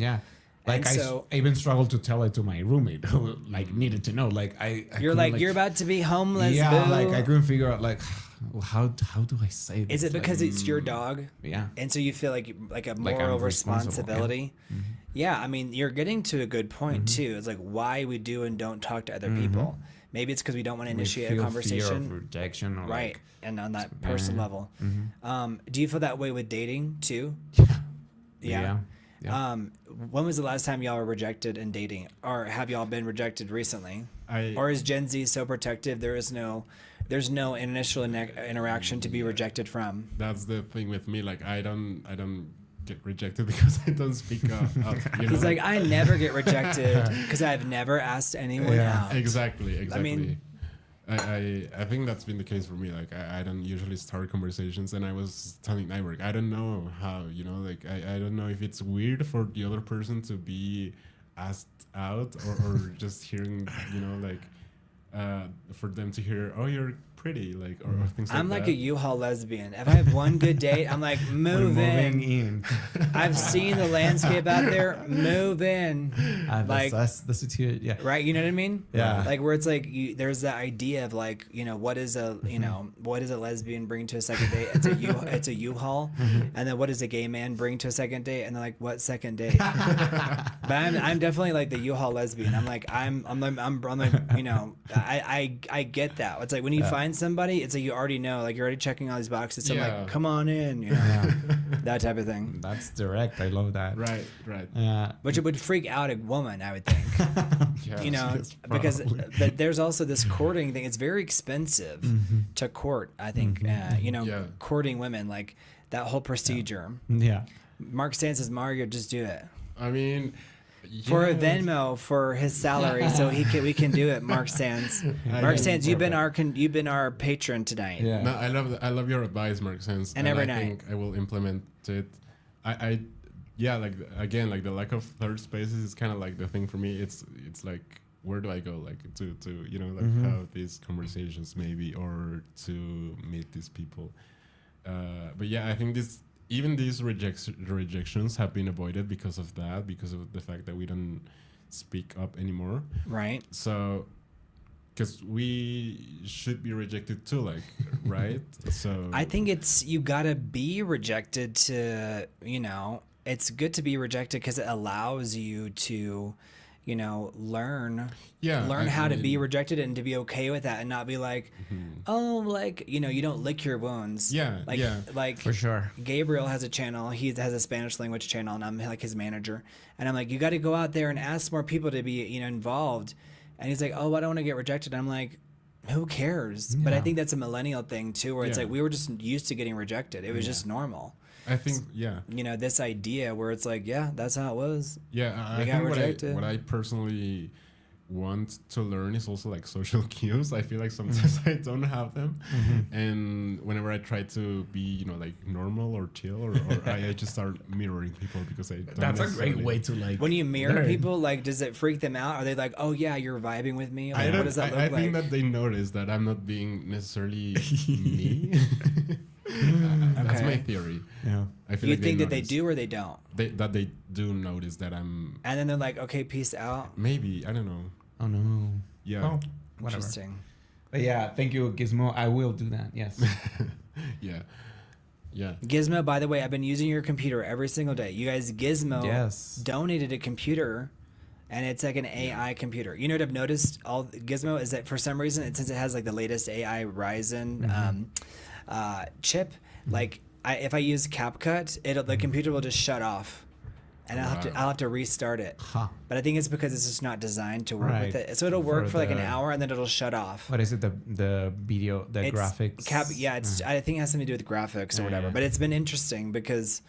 And also like, it shut off. I don't have to clip this podcast, so hard for me. Oh yeah. But it's, but I don't think it's necessary. I think it just has to do with like, all the new companies getting used to these AI integrated graphics cards, which is interesting. Yeah. Right. But Neighbor has a point. He says, I was going to say, I agree. Yeah. I think I see rejection that way, but I'm still kind of scared. Yeah, it hurts. But the last time I think that I was romantically rejected was, and I think I've talked about it back in '97. Back in yes, in '97 it happened too. Oh my god! No, not in '97. It must have been like '99. I mean, I like no shame, shame. When I asked a girl to be my girlfriend in the first recess, she said yes, and by the second recess, she came back to me and told me like, not. She thought about it. And you're such a baby. He's like in recess. That stays with you, but I'm like at work, and he's like at recess. But I thought I was pursuing. I thought I was reconnecting with this girl that had like moved out and lived in a different city for years, and that she moved back to Mexico City. And I thought that I was like asking her out and maybe like getting somewhere. but then I found out that she already had a boyfriend, and it's not rejection. I just like it felt kind of like that because I didn't know it beforehand, but whatever. I mean, we've remained friends, and he's like, whatever. I'm traumatized and haven't asked anyone else out since 2000. Yeah, but that happens, or whatever the year was. Happens. I mean, I'm trying to remember, like, you know, my first rejection. I think there was probably several of them, and maybe I didn't. Maybe you don't even know what's going on in the time because you're a kid, you know. Yeah. There was this really, really beautiful girl. She's still alive and well. And she was like the most beautiful girl in school. And like in kindergarten, like we were, maybe it was past kindergarten. It was like primary school. Okay. Like we were boyfriend and girlfriend. And so it was a really cute thing. And then later on, she's like, oh, I always knew, you know, that kind of thing. Yeah. I mean, maybe she didn't know at that age, but it was cute. It was kind of a cute thing. Yeah. So what social skill do you think you've gotten worse at? Like you feel like it's been debilitated by you know. Reading people, like I find it harder for me to know when somebody's being honest, I think. And I don't know if you got real quiet. You're like, I don't know. I think as I was mentioning, I think I miss social cues sometimes, and I don't know if that's just part of my brain or if it's been caused by the social dynamics that we're living in, you know. And I think it's probably both, like, right, because the social dynamics you in are affecting all of our brains. Yeah, like maybe I don't know if somebody is, you know, like being honest anymore. I think I've noticed that with myself. Yeah, are like in what way? Like if they're interested in you, or if they're expressing something about like even if they are like. I see people and I wonder if they are that way, like like the behavior. Yeah, like behavioral type of stuff. Like when they talk, I'm like, are you really this way? Like, are you really this charming? Is that possible? Yeah, like, are you this all the time? Like, obviously not all the time, right? But are you this like way, generally speaking? Because I don't necessarily believe what you're saying. You know, like these type of things. I find it more commonly lately, and I don't know if that's just as I was saying, I think you're right. I think it's maybe both social dynamics and my own brain. But right, I don't know. You guys, John Scott just added us as a friend on Venmo. Thank you, John and that's Scott. me letting you, John Scott, know that this is like, that's our legit account. And if you see all the different like friends, does it show you how many friends we have? It's because we have a talent agency, so that's why. Those are not all like YouTube people. Like there's like 4 of you on YouTube. So thank all of you. And Rob, if you're here, we miss you, Rob. So Rob, if you're secretly hiding in the wings, let us know. YouTube, Keith Peavy House. But thank you, Mark Sands and John Scott. Seriously, thank you guys. You guys, this is like a make it or break it thing, and I've said that before, and I wasn't kidding then, and I'm not kidding now. So, you guys, if you like it and you like the sound and you like the design, the set design, we've really made it pretty for you guys. Let us know, and we love you guys being the co-producers. Yeah, you guys we be use like everything. Like what you know, the colors and all this stuff. Yeah, right. So is it awkward for you guys? I know for younger people, it's like approaching people, like storytelling or disagreeing even is like kind of like taboo maybe for Gen Z, because even just interacting. Yeah. So it's like you'd rather ghost the person than disagree with them, or flirting, like trying to repair an awkward moment. Yeah. I feel like in my generation, I didn't need to repair an awkward moment. It was just like it just came and it went. Yeah. You know, and like active listening and like reading the tone of something. And I think maybe we read too much into it. Yeah. What do y'all think? I think I've gotten worse at flirting and I like asking people out. Like I used to like, not that I was great at it at any moment, but I used to like, follow through if I felt like a connection more. But now, I've gotten worse. Yeah. I was never good at it to begin with, but I do find myself like ghosting people, for example, unwillingly. Like I simply struggle, I could say, with maintaining like those text conversations. You know, like I sometimes just don't continue them, and I find it to be an issue, you know. But I think that I try to like let those awkward moments go. Like I don't mind them either. I think it's very human to have those. I love awkward moments because Yeah. it reminds me of our humanity. Yeah, for sure. And I love think them too. on some level, like if you know it's awkward, then it's like if you both know it's awkward, you know like what the thing was. Yeah. By the way, thank you, John Scott. He lost his I Venmo was virginity. reading. He said. Thank So you. thank you for. No, that's amazing. Thank you so much. So John Scott came in strong because he's been watching for a long time. Thank you. So thank you. So thank you. He donated $50. Oh, wow. So you. thank Wow. you Thank so you much. so much. Thank you. Thank you so much. Yes, John the Scott. lights are going to stay on, you guys. Yes. Cameras We can keep live rolling. Thank you. And thank you to Mark one Sands more day. for you. $15. Thank you, Mark Sands. Thank you, Mark Sands. If you guys are, join the conversation, leave a chat. It helps tremendously. I cannot tell you if you're new here and if you don't leave a comment, it hurts. So leave a comment. It helps us. We can't Yes. see who's watching, Yes. but we can see if you leave a comment. So Yes, please that really do. helps. It Yes. really does. And I think so. Basically, with this idea of conversation becoming so scarce, the idea of like they also talked about this in this study. Like over the next 5 years, it's like we're getting to a point where you approaching a woman in a public space and even just saying It would like be illegal. right, it's become like it's going to Yeah. become like because we've adopted this victimhood mentality so much that like you could be pressed charges against just for saying you look beautiful. Yeah. Isn't that's really scary and that's very It is. dystopian. Like why Yeah. that's not good. Yeah, it's not. I mean, I think it's very convenient for, let's say, people in power, for us to stay disconnected and to not know our neighbors or like each other in person. Yeah. I Scary. think I think as I was saying earlier, I think that the world has been it's been designed lately to become that way, like not necessarily having to bother to talk to people anymore. And I think that's also coming to like everything, relationships and like dating and flirting. I think it's been that way, like manufactured, let's say, not to sound like the big thing is manufacturing. No, it But, is. I mean, yeah. I think it used to be so hard for Yeah. gay people, and it was like I feel bad for everybody. Yeah. I think especially in some ways heterosexual people because of the male female dynamic. I feel like it's gotten.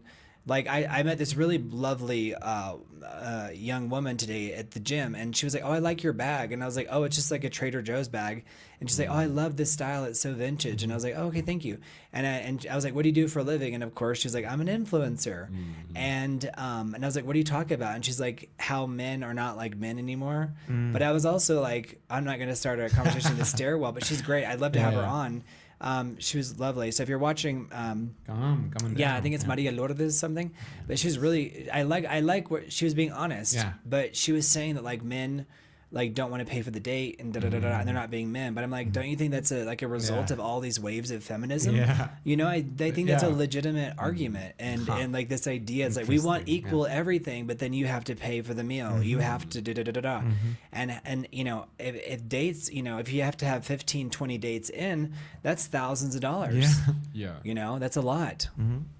Yeah. So Yeah.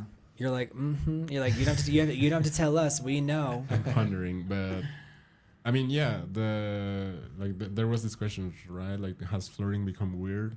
In a way, yes, but it's again like the mask of irony that we have now, just to avoid vulnerability. Yeah, I think to that's protect part of ourselves, it too. yeah. Like, and then I don't know how to do that. Like, I personally don't know how to have those interactions. Like if it's because I guess before somebody could just understand like social codes, but I don't know if social codes are a thing anymore. Yeah, they're I- changing. I think they've changed, and I also think I feel like I'm really aware, especially when I'm out in public. I think if I'm here, maybe if I'm goofy and but in social settings, I've like seen like women walking down the street, and I'm just like not even looking at them, but I'm Yeah. in my head thinking, and they're like, "Don't look at me," and I'm like, "You're barking up the wrong tree." Yeah. Number two, like don't flatter yourself. And number three, it's like how sad that like you're coming to that conclusion so quickly, So it's like you can be a victim just by walking by a man. And I'm not saying that that's a women's issue. I think it's just like a societal victimhood issue. It's like saying I'm a victim of capitalism. Well, maybe, but I think I think you'd be a victim of any system that you're in. Yeah. And so I think it's like there is this like will to live and to fight against something. But Mario, would you approach someone in a bar? And you guys let me know, what do you think? Looking at Mario, evaluate him. Would he approach someone in a bar, or would he be found in a bar? Let me know what you guys think in chat. I would say yes, because I think bars are kind of like that setup of casualness that is kind of like, okay, yeah, we're going to socialize, we're alone maybe, and if we're both alone, it's kind of like an opportunity for us to kind of have that. Right. I think that's a setting, you know, like, but I guess A setting on your phone? I'm kidding. yeah, that I can turn on. And No, but it sounds funny because you Yeah. hear the word setting more about your phone. Yeah. But you're saying like an environment. Yeah, like an but environment. setting is a word. Yeah, that's a good word. Yeah, that's like an environment, a setting for you to have those type of dynamic, Natural, yeah, like natural encounters, let's say, or relationships. So I think I would, yeah. Yeah, you guys, Mario, is it Keith Peavy House says Mario would get pounced on in a bar. By who, Keith Peavy House? That's the question. By By who? the way, I saw your comment, kid. I have burrito here. Oh, yeah. Oh, yeah, for burrito. Oh, and thank you, Kid Beefy House. You know what? You got burrito in the live stream, yeah. Yeah, I'm in tech mode, and I was like, I saw the burrito. I'm like, oh, maybe he's talking about food. No, but thank you, Keith. Like, here's burrito. What do y'all think, Andre, who is so lovely? Do you think she would want somebody to, Keith, don't leave us. No. Don't Keith. leave. Have a Play us in great the background, day. Keith. We love you. No, I think he's saying bye everybody because you asked like by who I would be. Oh, okay. He's joking. I was like, Keith, Yeah. come on, don't leave. You come on. Keith, you're like part of the original gang. You know, you're the original Illuminati here. You know, what do we call our people? I think I like that we used to joke, Big like, Big you know, thinkers.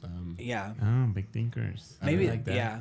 I There's a guy. Is it Kai Cenat? Doesn't he call his people the Illuminati? I'm not sure. Do you guys know about this? Have y'all heard about this? I know him. What should we call you guys, the viewers? Ideanators.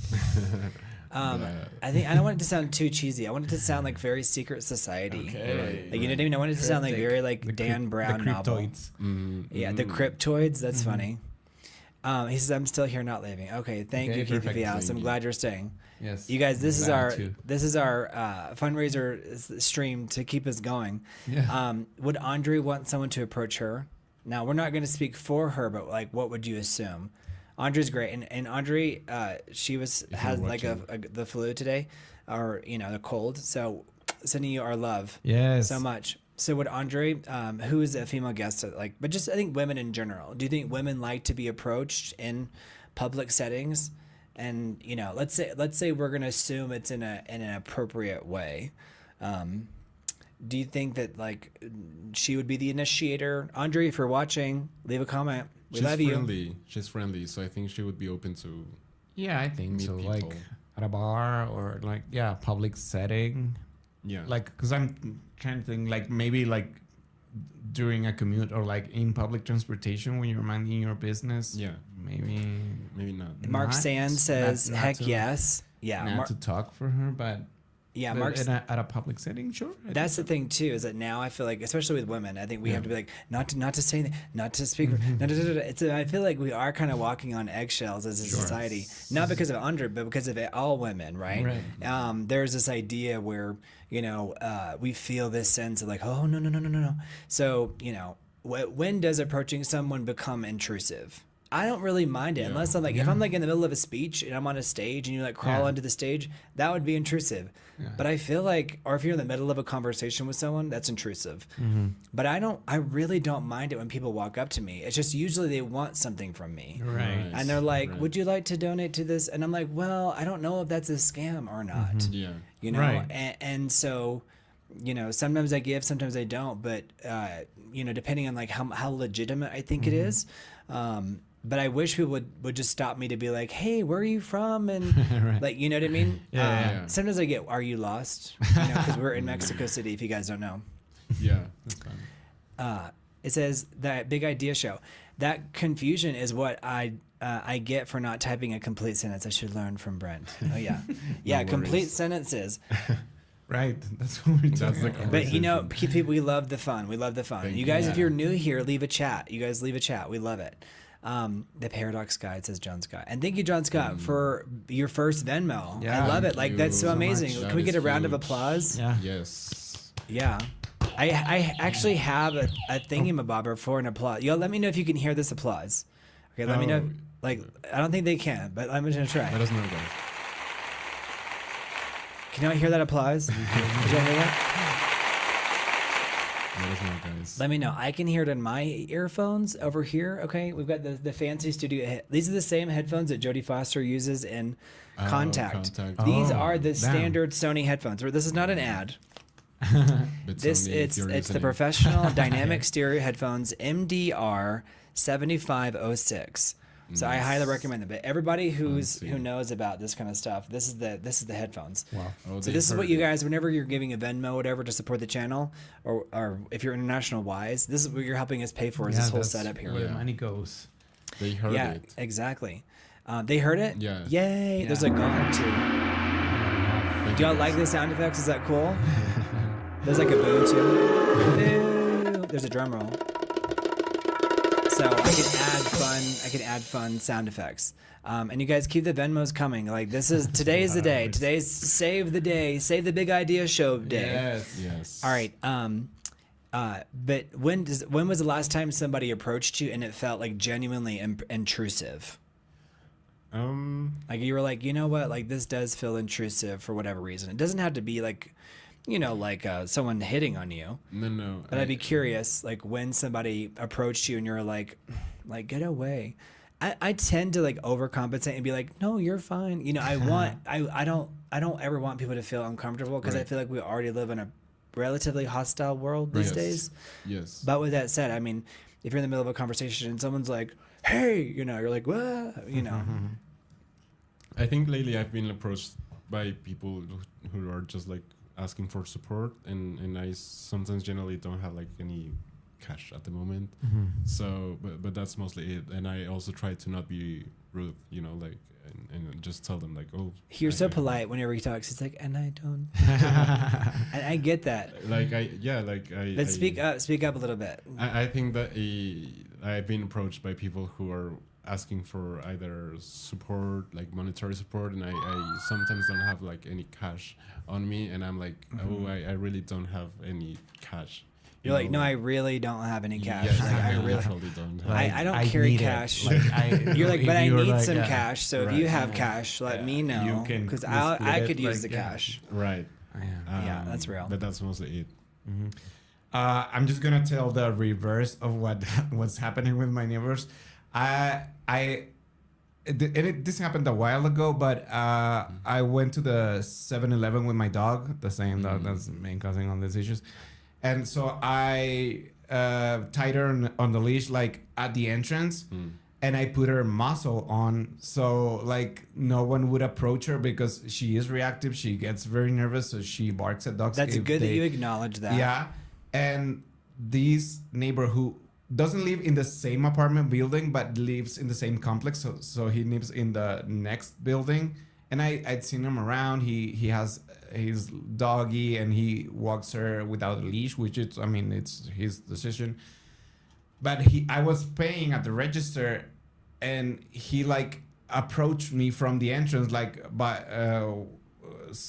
standing by my dog. Like he yelled at me, like, "Hey, why does she have a muzzle on?" And I'm like, What's "What?" it? Remind me, what is it? What is a muzzle in Spanish? I forgot. Bozal. Bozal. Bozal. Yeah. So you're like, and then is that your neighbor? Yeah, I mean it's But it's also like to reinforce the narrative that it's a Yeah. dangerous dog. It's a different neighbor. Oh, it's a different neighbor? And he's like, he walks his dog without a leash, which I wouldn't do it, but he does. And I'm like trying to pay, and I'm hearing him from the entrance, which is like 5-6 meters away. And I'm like, what? And he's like, why does she have a muzzle on? And I'm like, what do you care? Like, to keep like people that walk their dogs without a leash away from her. Like at least it signals that I don't want you to come like near her because she will react. Yeah. But I'm like, why do you care? Like, why would you mind your business? Like, I'm trying to pay. Like, what are you doing? Like, yelling at me from the entrance. What do you think was the intention behind asking you why your dog had a muzzle in public? I mean, I feel like he was worried about her. Like, he doesn't agree with dogs wearing muzzles, which, I mean, in an ideal world, I wouldn't. But, I mean, dogs are different. Like, I get that you can walk your dog without a leash and it's fine for you, but that for me can create problems with dogs that feel like their space is being invaded by a dog walking without a leash, and then they react, and then the other dog would be the problem. But for me, the problem is the dog walking without a leash. Like, and an ideal world, sure. Like, I wish no dog would wear a leash or a muzzle, but I mean, every dog is different, and I don't get that. Like judging people, the decisions people make on their dogs. Like, I don't get it. But yeah, he was yelling at me from the entrance at the same time. And I think that's kind of like an example too of what I was seeing like social cues. Like maybe there was a time where social cues were like different too. Like, you know, like you could just say whatever to, you know, maybe. And but yeah, I think that you also have to have the awareness of things and everything. Oh my God! Moment. Yeah, the moment. Like the girl at the register was like, why is he yelling at you? You want me to call someone? And I'm like, no, he's my neighbor. Like, that's fine, but I get it. Should like, we call someone? No, he's my neighbor. That's I'm actually used to sweet this. from her. Yeah, like I appreciate her so much. And Yeah. like the next time that I went to say, she was like, "How has he bothered you since?" And I'm like, "No, but thank you for asking." Like, because That's that was very weird. She could tell it was very No, weird. that was sweet. I was feeling very weird. That's yeah. nice, actually. Yeah. So y'all are Yeah. dating now. I- Could y'all hear? I was actually playing some chants, but I was playing on my end. I was trying to find like Indominos, da da da da da da. Yeah. I found some chanting, but it's not like the era yeah. type chanting. I love the chanting at the end of The Mist. You know, whenever he, you know, offs everybody in the car and he like the animals, the creatures are coming and it's Yeah. like bull water. Like I love that Yeah. Bulgarian harvest chant. yeah. Hey Adlad, how's it Adlad. going? Dang, can't hear the discussion with all the sounds going on. Oh, so you guys could hear the sounds. Yes, yeah. Y'all could hear the sounds? I didn't think y'all could hear the sounds. Adlad, are you joking with me or could y'all hear it? I didn't know if it was coming through or not. Hey, Adlad. But that's good to know that y'all could. That means that y'all can hear the sound effects. I so. agree, John Scott. I attract. people Gizmo, that I was have trying to do it issues for with you dogs. for a Venmo, or to Mm. bring another animal. What other animals do we have? A kangaroo. We have liger. and We have the otter. liger, the tiger, and A tiger. lion tiger mix over there back there. Oh, We yeah. have Otto the otter, and then we Yeah, have Justin otter. Beaver. Beaver, kangaroo. Justin Beaver. If you guys are new here, we have the animals have names. Okay. Yeah. Brent has gone crazy with the new buttons. They're not actually buttons. I'm actually on art list, which is like this is what your super chats or your Venmos, because our super chats are disabled right now. Your Venmos help with because we have all these different tools. That way we can play stuff without copyright. So thank you Right. guys for all of that.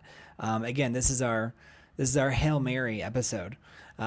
So I think listen, we're chill. I think that's the key is to be chill about it. To be chill, to be chill, to be clear. Right. Yeah.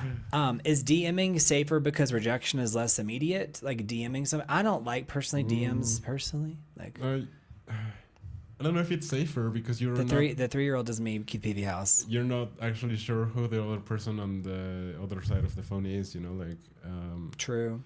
Could be an axe murderer yeah, for all you know. like DMing a stranger. Well, there's the catfishing, and that's Yes. real Yeah, too. for sure. I don't. Someone messaged me today, and they were like all up in WhatsApp, and I'm like, maybe I know them, so I'm just being nice. But I'm like, this could be a chatbot, so I'm just leaving it. I don't think it was, but it was just someone who was like flirting, I guess. And I'm like, I don't need to be flirting. I'm married. I'm taken. yeah. Sounds like I've been kidnapped. I'm taken. I will find you. Right. And I will. So Yeah. I wouldn't say safer, but I know that it feels that way because it's like it feels like there's no real threat. Like there are no real life consequences if that Right. happens. You know, if you're rejected. via DM, which again, it's kind of like breaking up with somebody via text is like okay. that is criminal. Yeah. That's like that's a criminal That offense. I don't get. Right. Okay. Right. Yeah. That's a criminal That's offense. jail. By the way, did you Yeah. guys? Did anyone use I mean, the Venmo picture? yeah. Did people use that? By the way, Tell I'm us. curious. Like I know Gizmo watches on his TV. Y'all raise your hand. Let me know if you watch on TV. I'll put a poll on here. This is very interactive. It's like the news, the early days of the news cycle, where you have the chat and the other thing. You're like, no, I said, or yes, so whatever it is, hurricane and da da da da da. Right. So I'm going to put a poll on, but I'm curious how many people are watching on their TV, because Phones. people keep saying like, do it on mobile, and I'm like, well, I mean, we could do it on mobile, but I feel like people like the TV experience. Y'all let me know. And how would we do that? Y'all be our executive producers. Just prop a phone up. Maybe I guess we'd have to have someone like going back and forth over there. Maybe do some shorts in between. What do y'all think? If y'all have a TikTok, we're at Big. What is it? Big Idea Show. Big Idea Cast is what it is. Big Idea Cast on Insta. Sure Yeah, on TikTok. TikTok. Yeah. But what were you gonna say, Daniel? What was I gonna say? I have a question. Yeah, growing up is inevitable, and growing up is optional, but getting older is for real. Hey, Mark Sands, is that you have a question? So does that mean you're watching on your TV? I do have a question about dating apps. Like, have they eliminated social courage, and at what point is that detrimental to the eventual potential relationship? Huh. Oh, no, it's actually Big Idea Show. You guys, if you're following, if you have a TikTok, it's Big Idea Show. In a way, I think yes, because I haven't used dating apps, but what I understand is that you both start to talk because you both find each other attractive, or you said yes to this person, so there was like this mutual agreement from the beginning. I think that's how they work.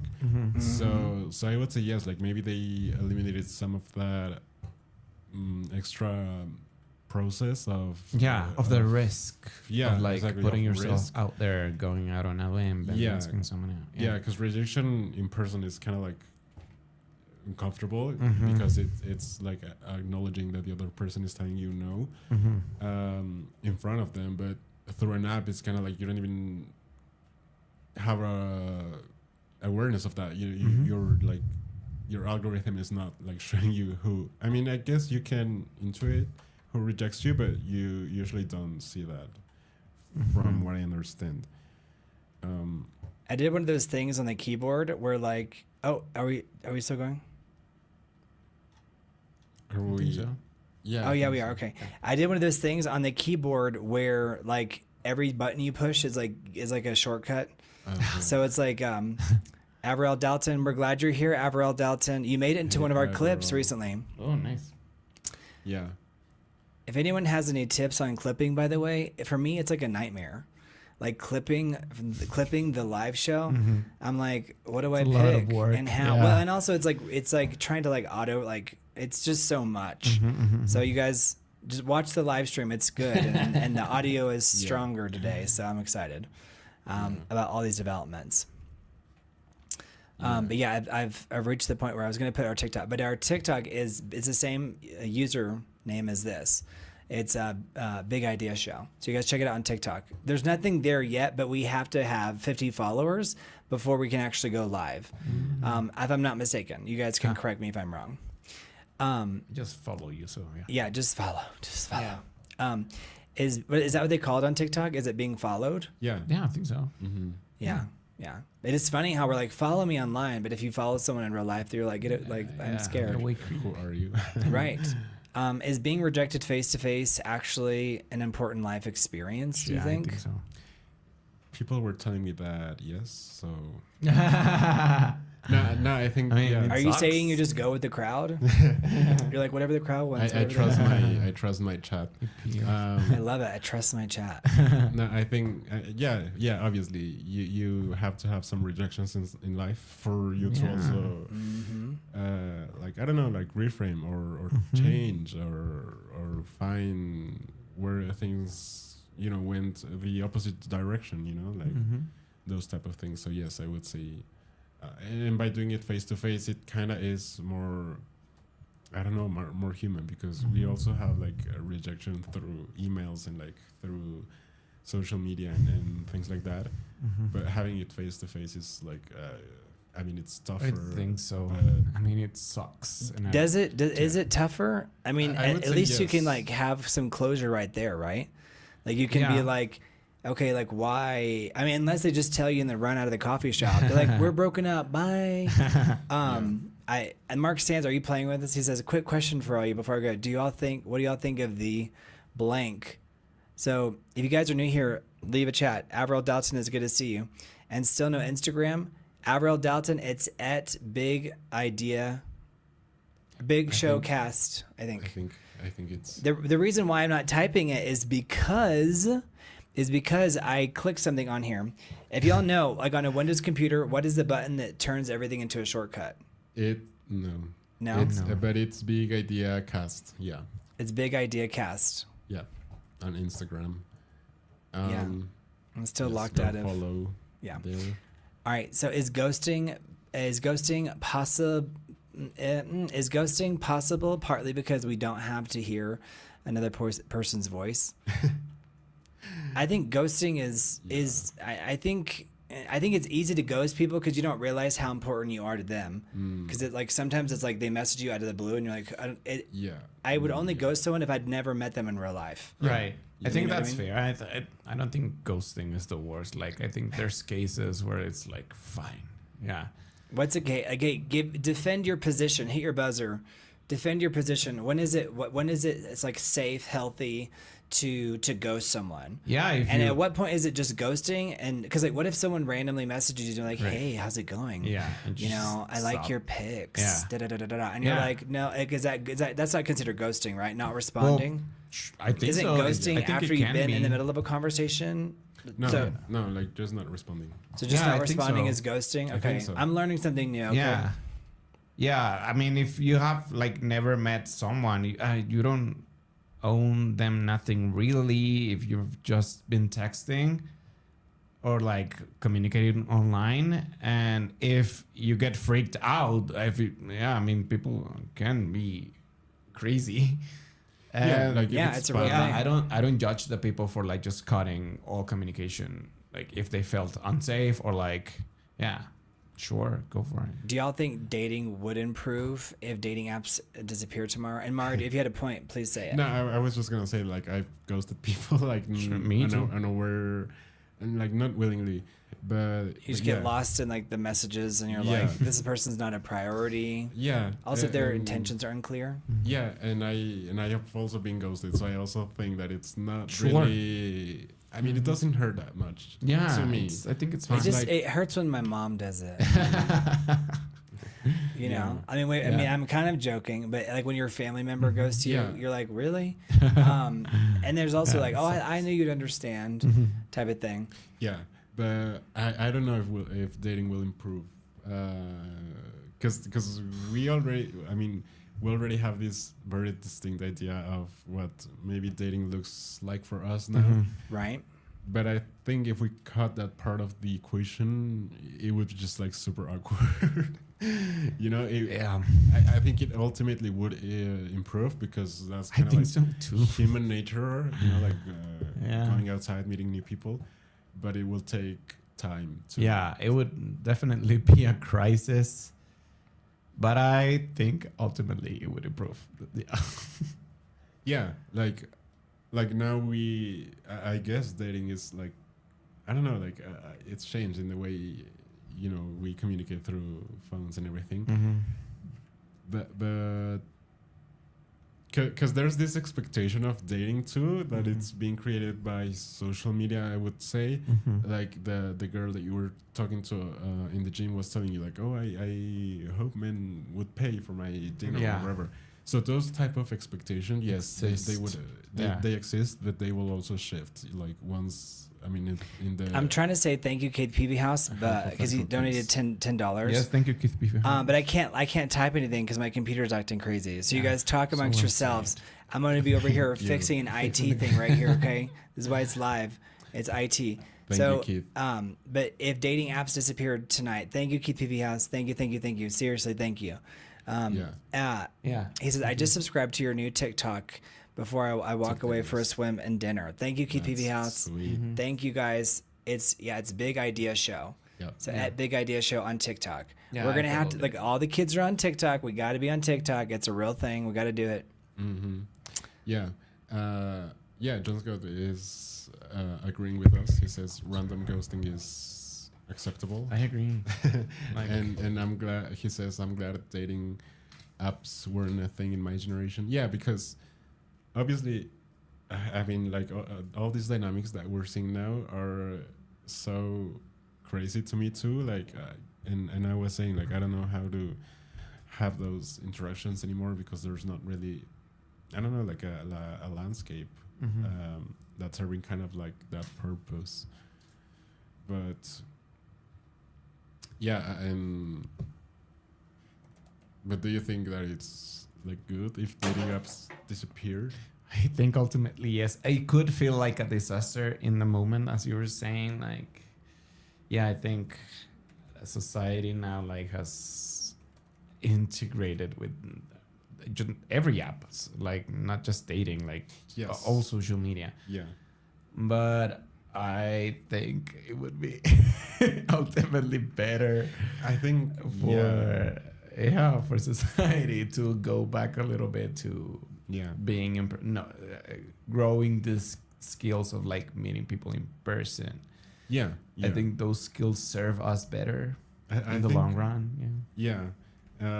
I think that the maybe the advantage that I'm seeing is like reachability too. Like maybe these apps help people like you know, expand their horizons and everything.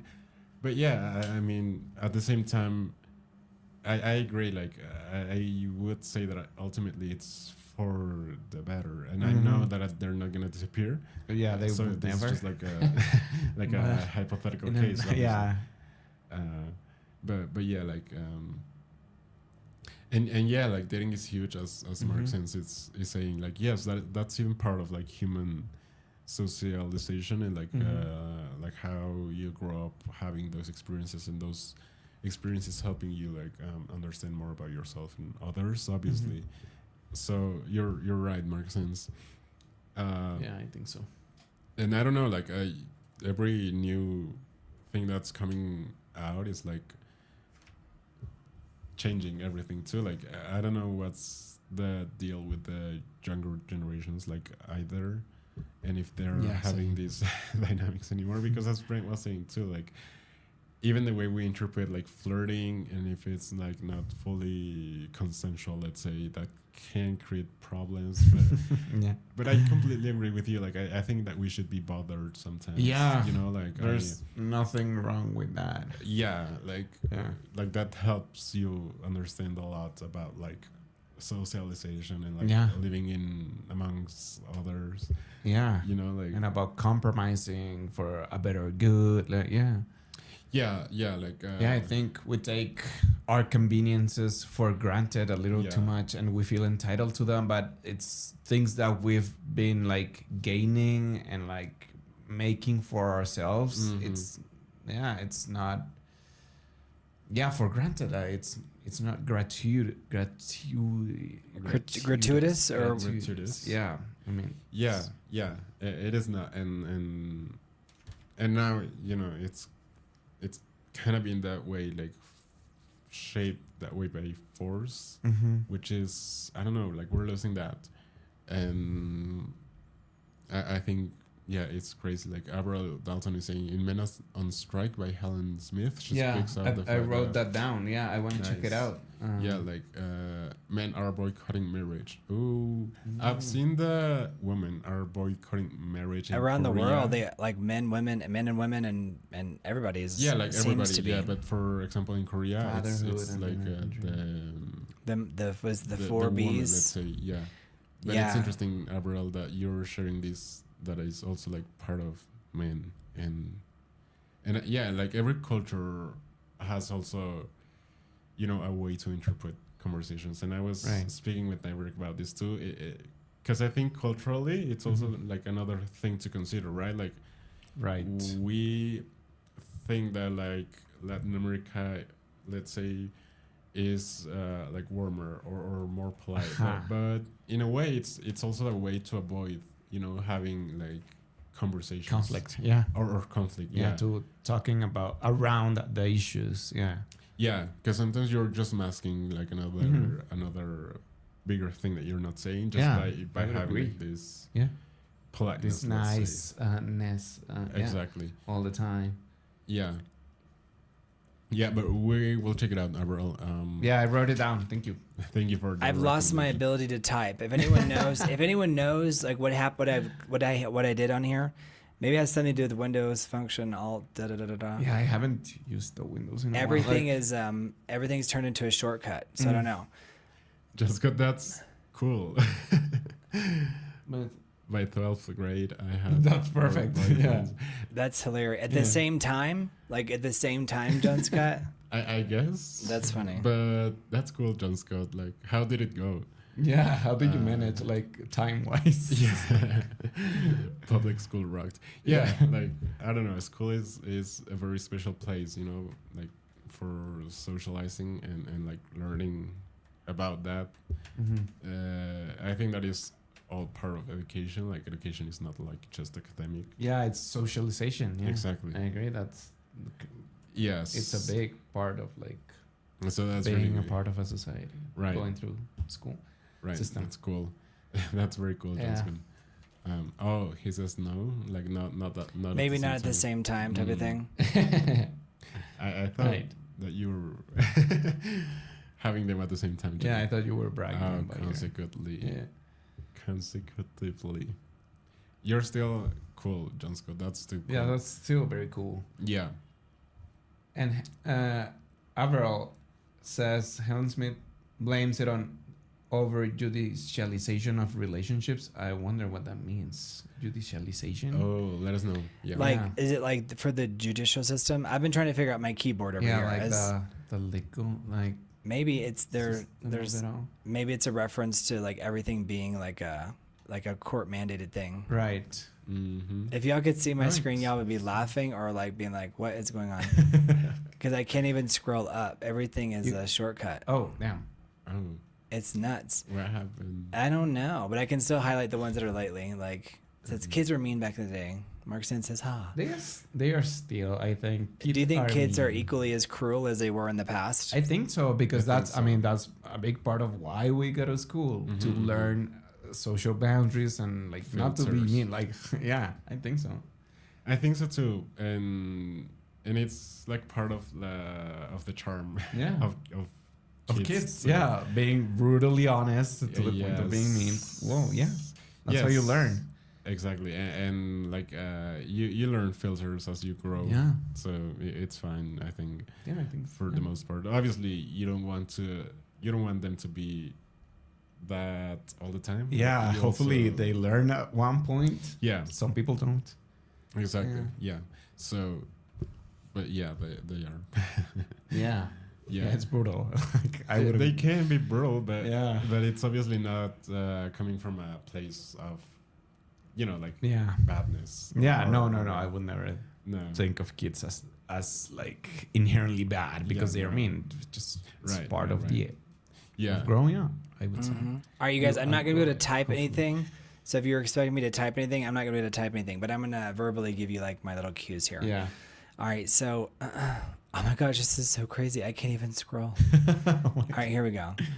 All right, so you guys are going to hit the buzzer and let me know if it's normal or weird. It's Okay. kind of like Ellen's Game of Games. Like Okay. they would hit the button and that's like they were just answering the question. Yeah. Like there was no reason to, but it's just for fun. Yeah. Which is perfect. You guys hold up your buzzer so they can see, so they know what like a Venmo goes to.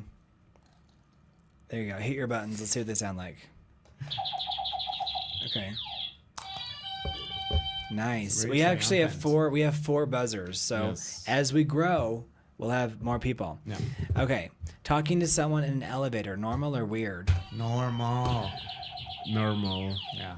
What I do is I enter the elevator last, and then if it's full, I turn around and I say, "I've gathered you here today." Like that like- movie. Like, have you seen that movie? No. Devil. That's Oh like 5 yeah, people. that's a good stuck in it, movie. yeah. That's a really good movie. That's You a guys very keep chatting in smart that thing. script, It I helps think. us out. Yeah. All right, calling without texting first. Normal to me, but I get that people don't like it now. It's normal to me too. Yeah, I think it's normal to me. I think it's this Yeah, please nowadays call it's someone calls me unannounced. like, thank God I'm talking to a human person. Yeah. But usually it's a Actually, scammer. Yeah. They're like, I am calling And I and I'm even like, talk to them like I'm honest. You're like, Like, no, you're- thank you. I'm not interested. But it's not about no, you. because like, thank you. they're cloning But- your voice. Oh, yeah, I've heard that. Like, they're cloning your they voice have- now. I mean, my voice is on the internet. Anyone can clone Mark it. Sands, Yeah. super chat for You that. would clone it. Yeah. No. Yeah, I'm sure someone. Yeah. But to be honest, I don't answer like calls by unknown numbers. I Like do. Those I avoid typically them. don't, but sometimes I will because I'm like, it could be someone important. It could be Yeah, a big it's- producer. I- On the rare case, but it usually says likely spam. They're like, don't Yeah. answer this one, Brent. Don't Yeah, do it. I answered like a random number today, and it was someone trying to like pay me for a job. So you know, I have to because of my Yeah. career, but yeah. All right, so Mark Sands, are you referring to like farting in elevators? Is that what you mean, Mark Sands? Like you do it to like, and then have you ever done like, I don't know, I feel like there's some fun experiences you can have. Like Gizmo says, I think texting first before call. I think that's sure. I think that's reasonable. But what if you're in an but I emergency? You're prefer like, it I'm to being murdered, and Yeah. then like, let me text you before I call. You know what I mean? Yeah. All right, Avril Dalton, we're so glad you're here, by the way. And you guys don't forget to like the video. A lot of people will watch and forget to like the video, so don't forget. Yes, like and subscribe. That was the thesis of Kate Capshaw. How schools are made of social environments that seal relationships for life, referencing the Yes. homecoming tradition. I agree. Yeah, they're like, especially in American schools, we have the homecoming thing. Mark Sandy says farther. Oh, far. Are you playing with us, Mark Sands? What's up with the autocorrector? Yeah, that's funny. All right, so normal or weird? All right, starting a conversation with somebody wearing headphones. Oh. Starting a conversation with someone wearing headphones. Normal. You can start it even if it doesn't go anywhere. I But think. you know, it's- maybe you could play games and be like, you know, just to like Yeah. see if they're like, Yeah. oh, I'm so Gibberish. sorry. Like what? I would say like if it's a public environment and Sure. that's to me like an indicator that that person doesn't want to be bothered. maybe. Sure. So I would lean more towards. It's not that it's weird. I but go up to them and I take the headphones off and I say, hey, it's nice to meet you. My name is Brent. And then yeah, they like, usually obviously run. If it's something important, yes, obviously. I mean, I think it's normal to start it, and I think you should go into it thinking maybe they won't respond to me, and that's fine too. But sometimes they're in low volume, sometimes it's like they pause for like it's not normal to start conversation, sure, Yeah. but expect them not to respond. Yes. That'd be normal too. yeah, I think that's fair. Yeah. Especially with noise cancellation too. Sure. It's like Yeah. we're isolating each other. Yeah, I think, I think also like whenever you're out and about and everybody's wearing headphones, I think that's, Yeah. it's that kind of strips a social responsibility. Yeah. What if someone across the street is like being attacked and you're like, Yeah. you know, it's like, Yeah, or like you know, or maybe they there's- dropped something and Yeah. you're like not gonna tell them just because they want their space. They You're want like, they have your their purse headphones, dropped, like- and then they're like, like- F you. Yeah, and you're like, you like, know what? okay. Forget it. Yeah, Yeah. sure. They that's finally take the fair headphones off. too. You're like, nothing. Yeah, Don't worry about it. yeah. Bye, Adla. Thank you for being here. Thank you, Adlad. Thank Bye, you for being Adlad. here. Mwah. He says, I'm going to have dinner, but now I'll try to catch up with you guys soon. Thank you, ahead, Adlad. go And add us as a you. friend on Venmo. You don't Yeah. have to donate anything, but add us as a friend on Venmo. Yeah. And that way, where am I? This way. That way you can add us for the future if you'd like to support the channel. It helps us out a ton. For the next month, we're going to have to, it's only Venmo, no super chats. All right, so next one. Is this weird or normal? Sitting next to someone when other seats are available. It's kind of similar to like going up to the urinal, Yeah. Yeah. you know, or like in the bathroom stall, or even if at the gym on a treadmill, like maybe there's like 5 Yeah. treadmills. Sometimes I'll go to the person and they will want to talk. Yeah. So sometimes people are like this, you know, depending on, usually it's like older guys who are like, hey, how are you? Da, da, da, da, da, da. It's almost always guys who are like 45 and up, because I think and for some reason they're like wanting to be friendly. It's not like hitting. It's like on me, but it's more like being friendly. Yeah. And the women are like, it's kind of like, and I'm like, whatever. Especially this particular gym, there's a lot of women on a certain site, let's say. So they have like these curvaceous bodies that are like really exaggerated. I mean like here's the, and I'm like, you're putting Kim Kardashian to shame. But also like when you turn around, like you're knocking lamps off of tables. Like it's too far out to be normal. So I'm like, and then they're adding, muscle on, underneath the padding. I'm like, yikes. Yeah. All right, is this normal or weird? I get how it can feel weird if you're the person that's sitting first, but I don't try not to think too much about it. Like, Yeah, I think we overthink things. Yeah. Like we overanalyze, and people are like, we don't care. Yeah. Normal. No, but you don't have to fall into groupthink, okay? We want you to have your own opinion. You're entitled to your own opinion. I don't, because I think, like for example, in the theater it's weird for me, but in like the gym it's like yes. So I don't have like a clear position. Yeah, I get in a theater that now like you pick your seats when you're like. Exactly. But and I've done this because I like a particular like sitting area in a movie theater, and when the ones right beside it are taken, but there's still one free, like I'm buying it. Like I don't care. Like I like the distance. Like I want to sit in the middle of the row and maybe a little higher up. And if it's the seat right next to it is taken, I'm still gonna buy it. I don't care. That's fair. It's fair. a movie theater. But for me, it's like specific to the place. Let's say. Yeah. Like in the gym, I don't mind it. Like in a theater, it's like I don't know, like weird. Yeah, I get how it can feel weird. Like why me? But I think that's can be a little self-obsession to like, oh, why are you? Yeah. Like I've thought about it. It's a public space. Yeah, like I and maybe they do want to start a conversation. Yeah. Like I've thought of doing that just to bother the other person. Right. Like whenever I just to be the weird person. Sure, exactly. That's fair. Like if I see the movie seats thing on the app, it's ruin like, their day. I'm thinking of the next seat, even if you're the only person in the room. Right. Yeah. I don't know. Oh my gosh, this would be so funny if if somebody was screen recording me. Like it's so hilarious, all the different things I'm trying to like do it at a time. It's so funny. Mark Sands, are you saying that you've contributed, Mark Sands? Thank you. Thank you, Mark Sands. Thank you, Mark Sands. Keep them coming. Keep them coming. Yes. This is our Hail Mary show. Yeah. Or I don't know. Is he saying that you need to? Let's see. He says, "I love pool." Are you saying we need to do a wager? We need to play a pool game and like bet on it? Is that what you're saying? Let me know, Mark Sands. All right. So is this weird or normal? All right. Asking a stranger what they're reading. Oh. You walk up to a stranger like, "Hey, what are you reading?" Normal. Yeah. What I think is stranger is like finding someone reading. Like, oh my God, you're reading. Like, I feel like they'd be more open to you because they're actually reading, which I feel like would be a rare thing. Yeah, like I'm able to copy and paste, so I can put the questions in here.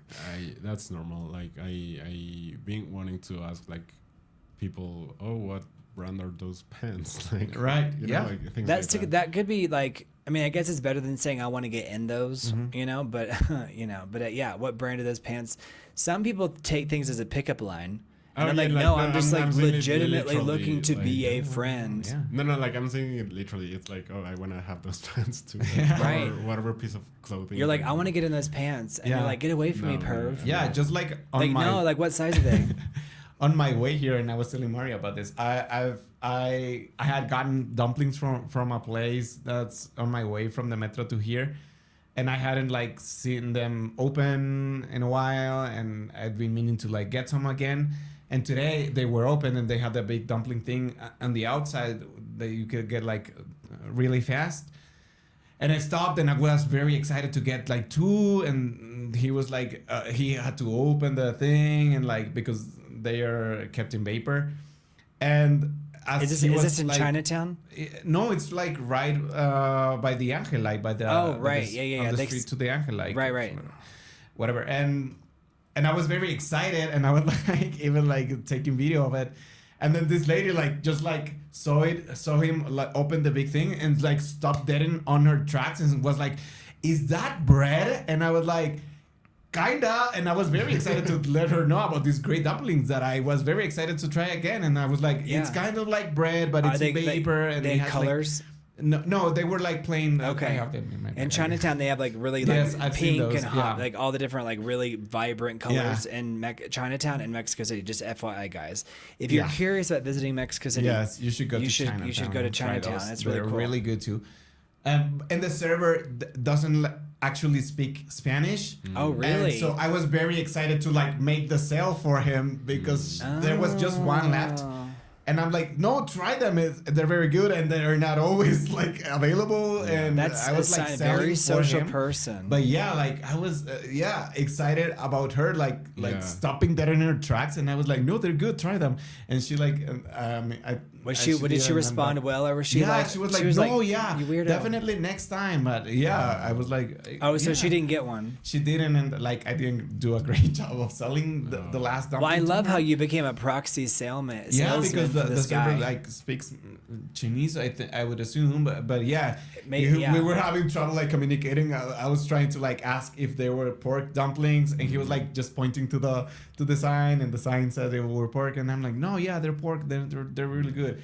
But ask a stranger about a thing that you were curious about. Gizmo says if we approach someone, it's like, oh, you can read, like that's a thing. That's exciting for you. All right, so making friends with your neighbor.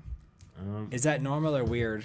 No, should be more normal. It should be normal. It should be normal. Yeah. And this building, like everyone is at each other's throats. Like they do not get along in this building. Why? Why? Even the guy right across the hall, like we get along very well. Yeah. There's only two spaces per floor. Yeah. And I've been over there like once, but I'm like, it's shocking to me because back in Texas, like you're at your neighbor's house all the time. Yeah. It's just part of it. Like if you don't do that, there's something wrong there. Yeah. And the fact that it's literally just like 3 meters, it's very bizarre to me that, there's not like more. Although we did have him over for Thanksgiving. Yeah, that's very nice. Yeah, that's like we took him in for Thanksgiving, But it's interesting because I thought I'd be invited over more, even just to say hello or da da da da da. Yeah. But I don't know. There's something about. I don't think it's just me. It's like the whole it's a culture now. Yeah, I think it's a culture thing. Yeah. Because not everyone in my building. But I try like I have very good rapport with some like of the neighbors, and we ask about each other's day when we run into each other in the elevator, or even to the cleaning ladies that clean like the apartment building, like the outside, like the inside areas. Yeah, like the common areas. To them, the common areas, and the doorman that guard the entrance to the. Yeah, like the whole doorman experience, like getting to know your doorman. That's a big deal. Yeah, I try to be friends with everyone, but not everyone's open to it. Right. I think we're like a social group here. Like there's like we kind of value that, and I think the people here y'all value it as well. Good night, Mark Sands. Thank you. Hey, thank you for being up, so amazing. You and Keith PV House. Yeah, good night. I mean, and John Scott. Oh my gosh, thank you. Thank you for joining Venmo. The whole gang is leaving. Yeah. No, I think they're saying goodbye to Mark. Okay. No, y'all better not leave. This is our survival stream, okay, guys? A couple more Venmos. Let's go. Yeah. All right, so whenever you meet people and you say, how are you, like in an honest way, you want an answer, is that weird or is that normal? To me, it's normal, but you don't have to let me influence you. I think it depends on the situation. Y'all let me know. No, hit your buzzers. It's normal, and I try to be very honest when someone's like, "Oh, how are you?" I'll tell you. I used to like friends would make fun of me because they would just say, "Hey, how are you?" And I would be like, "You know what? So and so." It's a mix, and they would find that very funny. But I try to be honest. Not everything is great, but we're hanging in there. Yeah, like I'm hanging on by a thread, but thank you Right, for right. asking. For me, it's normal to like whenever I ask somebody how are you, it's because I want to know, and if I don't necessarily want to know, I just tell them like I hope you're well. Yeah. And that's it. Like, And that's you keep it short. Yeah. That way, yeah, that's fair Yeah. too. that's my way of this thing. Yeah, that's Distinguishing. very. I'm gonna apply. He that. didn't say what he says. I hope you're well on your way. Yeah, Like, I hope you're on the door. I hope you're well on your way out the door. Bye. Yeah, See ya. bye. Don't want to be ya. All right. So, yeah, I think that like asking how you are, it should be a legitimate question because everybody's going through right. something at one point or another. All right. So, the phone call in general globally is dying. Like the idea of the phone call, right? Yeah. So why does your phone ringing? Why does it feel so aggressive nowadays, or does it? I do have it on mute, but I love. I'm starting. I took a 2-year hiatus from phone calls. I Yeah. mean, really. That's And luckily I have people to help me with that. Yeah. But I'm starting to take it off so that Yeah. because it's like I need to use that part of my brain that it can do different tasks but it was because I went through some traumatic things and I was like, every time the phone rang, it was like bad news. Maybe it was because of all the things from the big flu and all the strikes and everything. But does it feel aggressive to you, Mario, when people call? Does it feel like they're ringing? Because it can be anxiety inducing for some people. For some people, yeah, but no, to me, I don't mind it. As I was saying, like I don't answer if I don't know the number. But if I do, it's like, well, they're calling me for a reason, so I pick it up and just like. And you say, "Don't call back here." Right? Yeah, like. Then use my normal. voice. Yeah, and then it repeats back to you in your own voice that we have your voice now. Ha ha ha! We've cloned you. Too late. Right. Yeah, I'm afraid to even say hello. Like someone did call today, and I picked it up, and I was like, "Hello." I always wait for them to speak first. I do that. Today I've decided. Today I'm a changed man. Like today I said hello, and I was like, "Oh, that's all they need to clone your voice." Yeah. And because it was like likely spam, but it's like I don't know, it could be somebody. So I'm just gonna you just pick it up and stay silent. Yeah. So I would say if you're cold calling someone, speak first. I think it'd be funny if like maybe next time I'll answer like a dun dun dun dun just to see what they do. Yeah. And they're like hello, hello. I do love a call. The they can be phone call healing. sound is anxiety inducing. Like for me, text messages are anxiety inducing more than a call, like a random call. Especially when it says like we need to talk. Yeah. Yeah. If you guys would like to support the channel, it's right here on here. Right there, there's the Venmo. If you'd like to support the channel, it's like free therapy. You know what I'm saying? Yeah. So did calling become like an emergency thing? Because some people, like if they're calling, it's almost like an emergency. Because some people just don't call. Yeah. Has that become a thing? Like I mean, where some people, if they call, it's an emergency. No, not really. Like my family, like my parents call like regularly, just like Isn't that funny? It's your own family if you use cold call. No, I think cold calling is good. Yeah, But usually it was like a sales term, right? Like your mom, does she have to be like, I'm gonna text you. By the way, I'm gonna call you. By the way, I'm gonna do it. It's like just call. Like my family like just call sometimes, not always. And for something that they need at the time, but I wouldn't say an emergency, like something going wrong. Like, no, I need you to do this. I do a lot of like tech support for my family. Oh, I love it. My dad like always loses his password, and I try to keep a record of like every time he changes it. So like if he needs it, like so sometimes he calls me for that or like some other stuff, but it's not always necessarily an emergency. But something that they need in the moment. Passwords maintenance is not my favorite thing because they all have to be different now. Yeah, there's all these. I'm it. like, gosh. So it's like now everything is like, we'll just scan your face. Yeah. Yes. They're scanning your face and your thumbprint and everything. So it's very interesting. Yeah. I think my family thinks that when I call them, it's because something serious happened because I don't typically call them. Like I don't. Like I don't call them really. Yeah. So whenever I do, it's just because maybe it happened. Maybe something happened or I get it.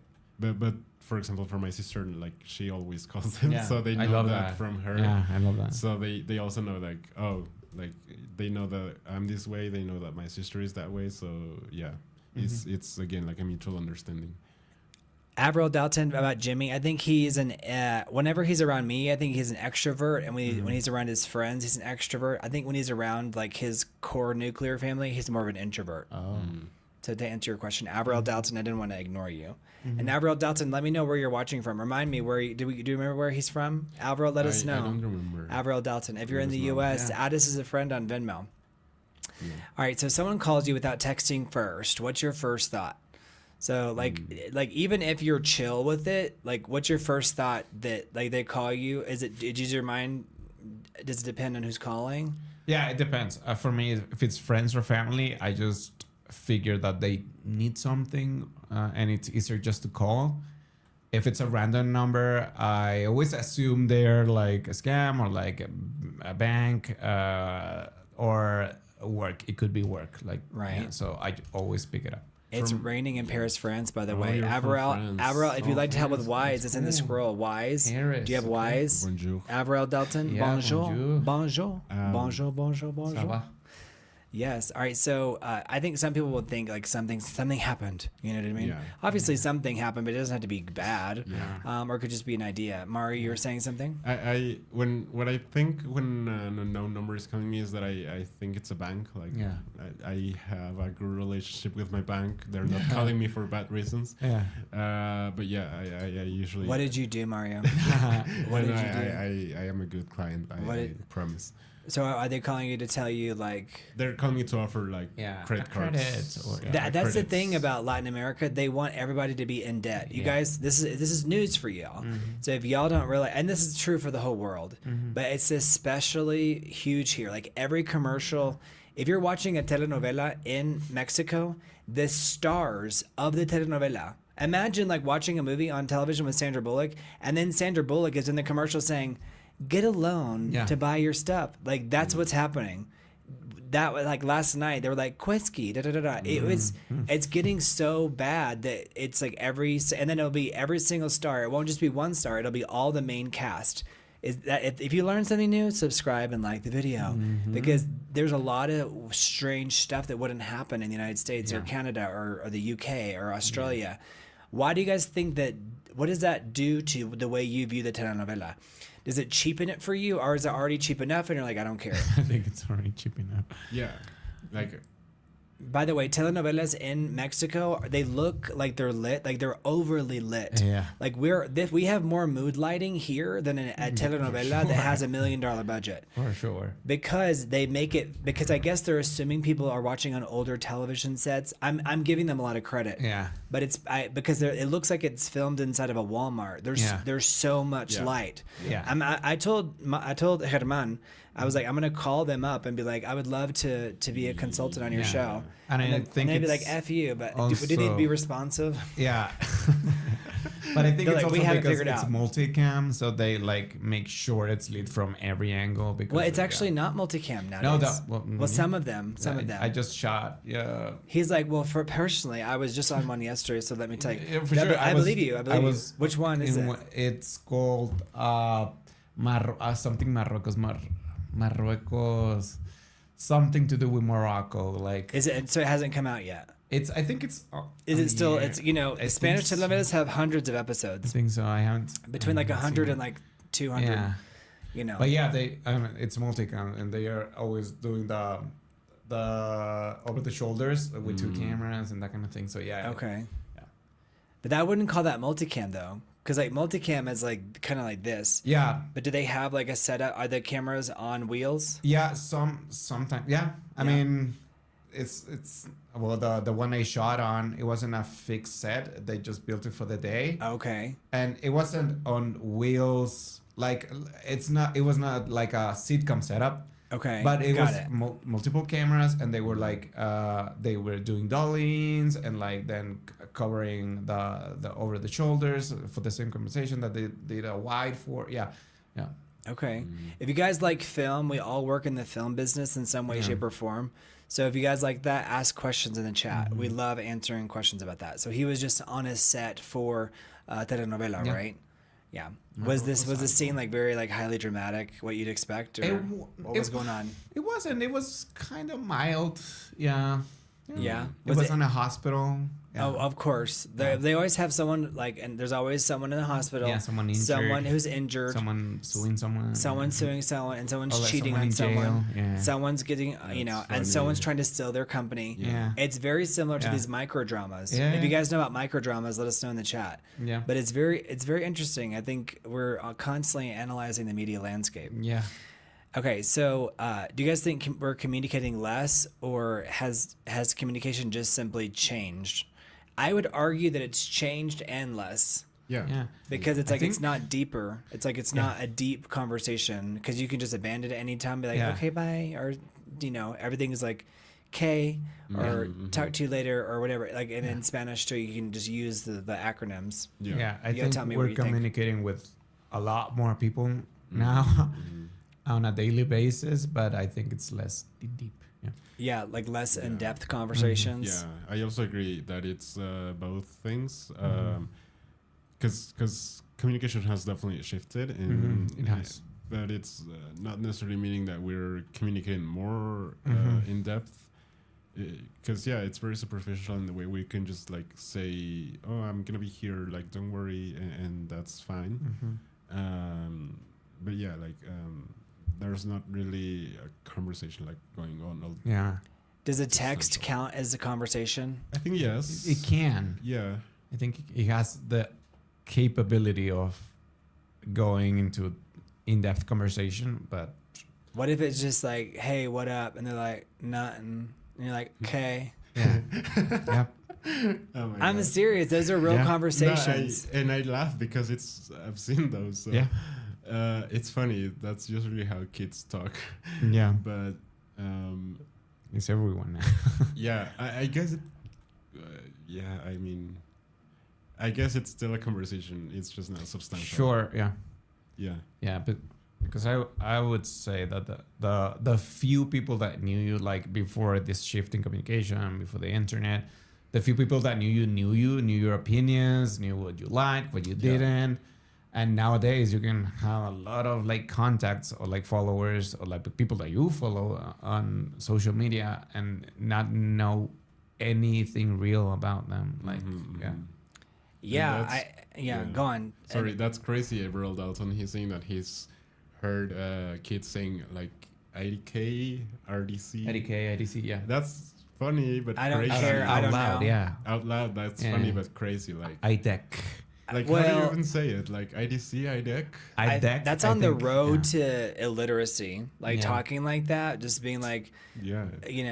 I mean, it's scary, K, but I yeah. also think at least they're speaking out loud. They're Yeah. using their vocal cords. Yeah, they're translating into the real world. I'm for it. Oh, yeah. Yeah, I mean, have you seen those like memes or videos of like Gen Z at a party and like, people just sitting like looking down, like the younger. This is like when Gen Z, but I think it's probably maybe more for Alpha. I think Yeah. it depends. Things can bounce back and forth, but just in general, I think we're concerned about literacy and the ability Yeah. to express ourselves verbally. Yeah, I am concerned.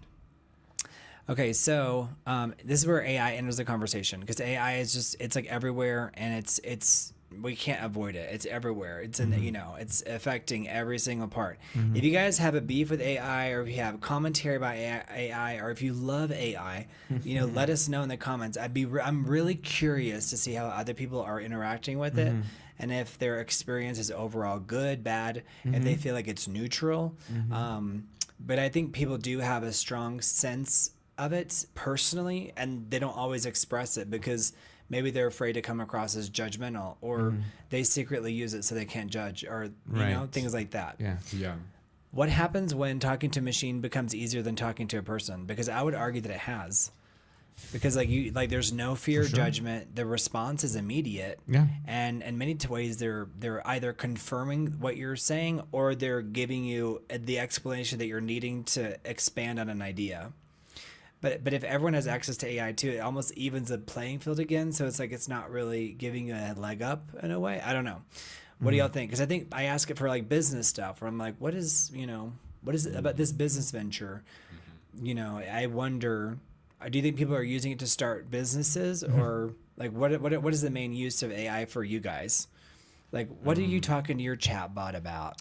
I don't talk to my chatbot. I don't. I love it. use He's like, I ChatGPT, don't but lie. But it's inescapable, like some form of AI, like Right. even Google. Like I use Google all the time, and now you get the first thing Summary. you get is it's a Google AI Yeah. Overview. summary. Yeah. So I cannot escape it. So I don't necessarily talk to them, like have a conversation with them with an AI bot, but I use it. Like I cannot like. It's funny with the word have bot, no but option, because it yeah. sounds like bot, but Yeah. but Yeah. but let me tell you, Yeah. Right. but there's a think- study saying that basically the vast majority of young people are using them. So Yeah. and they did another study that just came out to like today or yesterday. It was like 4 out of 5 people have used chatbots for like emotional support, Wow. and then half of them do it like on a daily basis. Yeah. Half of those people. But what were you gonna say, Mario? Yeah, that I usually ask for correction, like Right. grammatical Yeah. corrections. In that way, I feel like I'm learning, Right. because I don't ask them As an like, assistant. yeah, like I don't ask them like, write this for me. I'm like, is this grammatically correct? Right. And that's like a distinction that I make. But yeah, I think what happens when you do that, when you start having like these bigger conversations with an AI bot, is that you lose like the social cues, as I was saying, and like the social interaction and like how you interpret a conversation. Because even like by disagreeing, you can also like learn a lot, and Absolutely. and you aren't necessarily having that with a bot, let's say. And maybe it's not challenging you, or Yeah, like sometimes I think it's okay to get incorrect information, Yeah. but I think we're so used to like feeling so confident that it's Yeah. correct. yeah, But sometimes the questions that we're asking chatbots are more philosophical. yeah, Like they're not like what sometimes it's something basic, but it's like, Yeah. what should I do with my career? right, Or like, I asked it a question about like the changes that are happening in film finance, and I'm like, is there any data? Because there's like they're pulling data in real time. yes, and I would argue that that's a very valid use of AI, because it also has, like as you said, like a lot of information and a lot of data. And I get it, because sometimes you don't necessarily talk to people about those things, because having too much opinions can also like lead you in ways that you wouldn't necessarily go through. So I get that part from like the usage of bots, AI bots.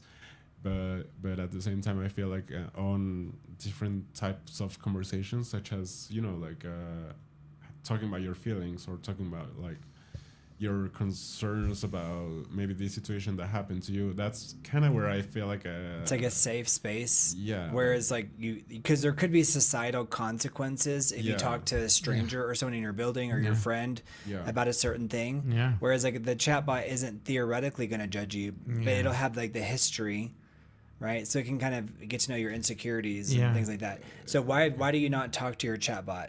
I think that's perfectly valid. Yeah. But I think that's going to become more and more like, why don't you have a chatbot Yeah. friend? You know what I mean? Like Why that's are you the weird one? right. I'm not advocating for chatbots. No, I'm just no. saying that they're everywhere. And I think people kind of prefer to have their own chatbot versus like just using the ones inside of a customer service portal or Yeah. whatever. I think it's because I don't have like a desk job, or like I don't have a need for it in my daily job, so I've never used it, so I haven't developed a relationship with like a ChatGPT or Parasocial relationship. yeah. But Right. I think having a desk job now, it would be very hard not to like to be You competent. run into something that you need assistance with, and you're Yeah. like, let me get the answer real quick. And like everyone's using it, so the speed of everyone's responses now is based on ChatGPT. So it would be very hard to be to stay competent without using it. So I think there's a world where I would have to use it, but right now I don't, so I haven't. Yeah. That's a really good point. Do you feel like by not having a desk job, like you're not at the computer that much, Do you feel like that's an advantage to you? Do you feel like it's a disadvantage? I've definitely spent more time away from the computer, but when I use it, I'm trying to do more creative things. But that's not always necessarily creatively fulfilling either, just depending on what it is. You know, I do spend a lot of time in the computer, just in a different way. I mean, I search a lot of different platforms for jobs. So I spend a lot of time on Facebook, casting networks, Actors Access. Is Casting Networks in Mexico City? Yeah. Okay, because I pushed them to get on here. Yeah. I used to know the owner back in the day, but it switched ownerships in the last 4 or 5 years. It's recent. They have started to implement it on auditions for commercials. And they are working with really big casting offices. They implemented their system with them. So it's been taking. It's very territorial, but I want to do a casting office here. Right. But do you think there's space for another casting office, like to have someone who has like a different taste? So yeah, I feel like I'd be good at them, casting the big movies. Yeah, I'd be like, I keep seeing new ones popping up. Yeah, I think there's still. I like that Colors Management Agency. I've noticed. I found them recently, but they represent all the big stars. Okay. I'm not sure if they only represent them in specific areas like social media or whatever. Yeah, that happens. Because that's a kind of a Mexico thing where it's like this person represents you here, this person represents you for TV and film, etc. Those types of things. I'm still trying to figure out my keyboard situation. But with that said, say something about Mario that you appreciate, but probably wouldn't text him. That I wouldn't text them. Like maybe you wouldn't text him, but it's like something you appreciate him, like in your own mind. And you guys, Mario just went to the bathroom. By the way, Mario's a champ. You guys have been like champs. Mario, don't listen to this. All right, so the question is, and this is for you too, it's for something about Daniel. But say something about Mario that you appreciate, but you wouldn't necessarily text him. Yeah, I think I wouldn't text him that I appreciate that he's very gentle and very caring. Oh, yeah, he really is. How he approaches people and asks questions. He is tender. But I do. He's tender. Yes. Very I do tender. Appreciate that. Yes. Like a tenderloin. Yeah, like a tenderloin. Yeah, but you are I think that's a good thing, and I think that's going to serve you more and more as society becomes more like unhinged and like people can't talk to each other. The people are that's going to be an inviting energy. Yeah, I hope. Thank you. So say something about Daniel that you appreciate, but probably wouldn't text him. Like you wouldn't put it in text format for whatever reason. I really appreciate whenever someone is,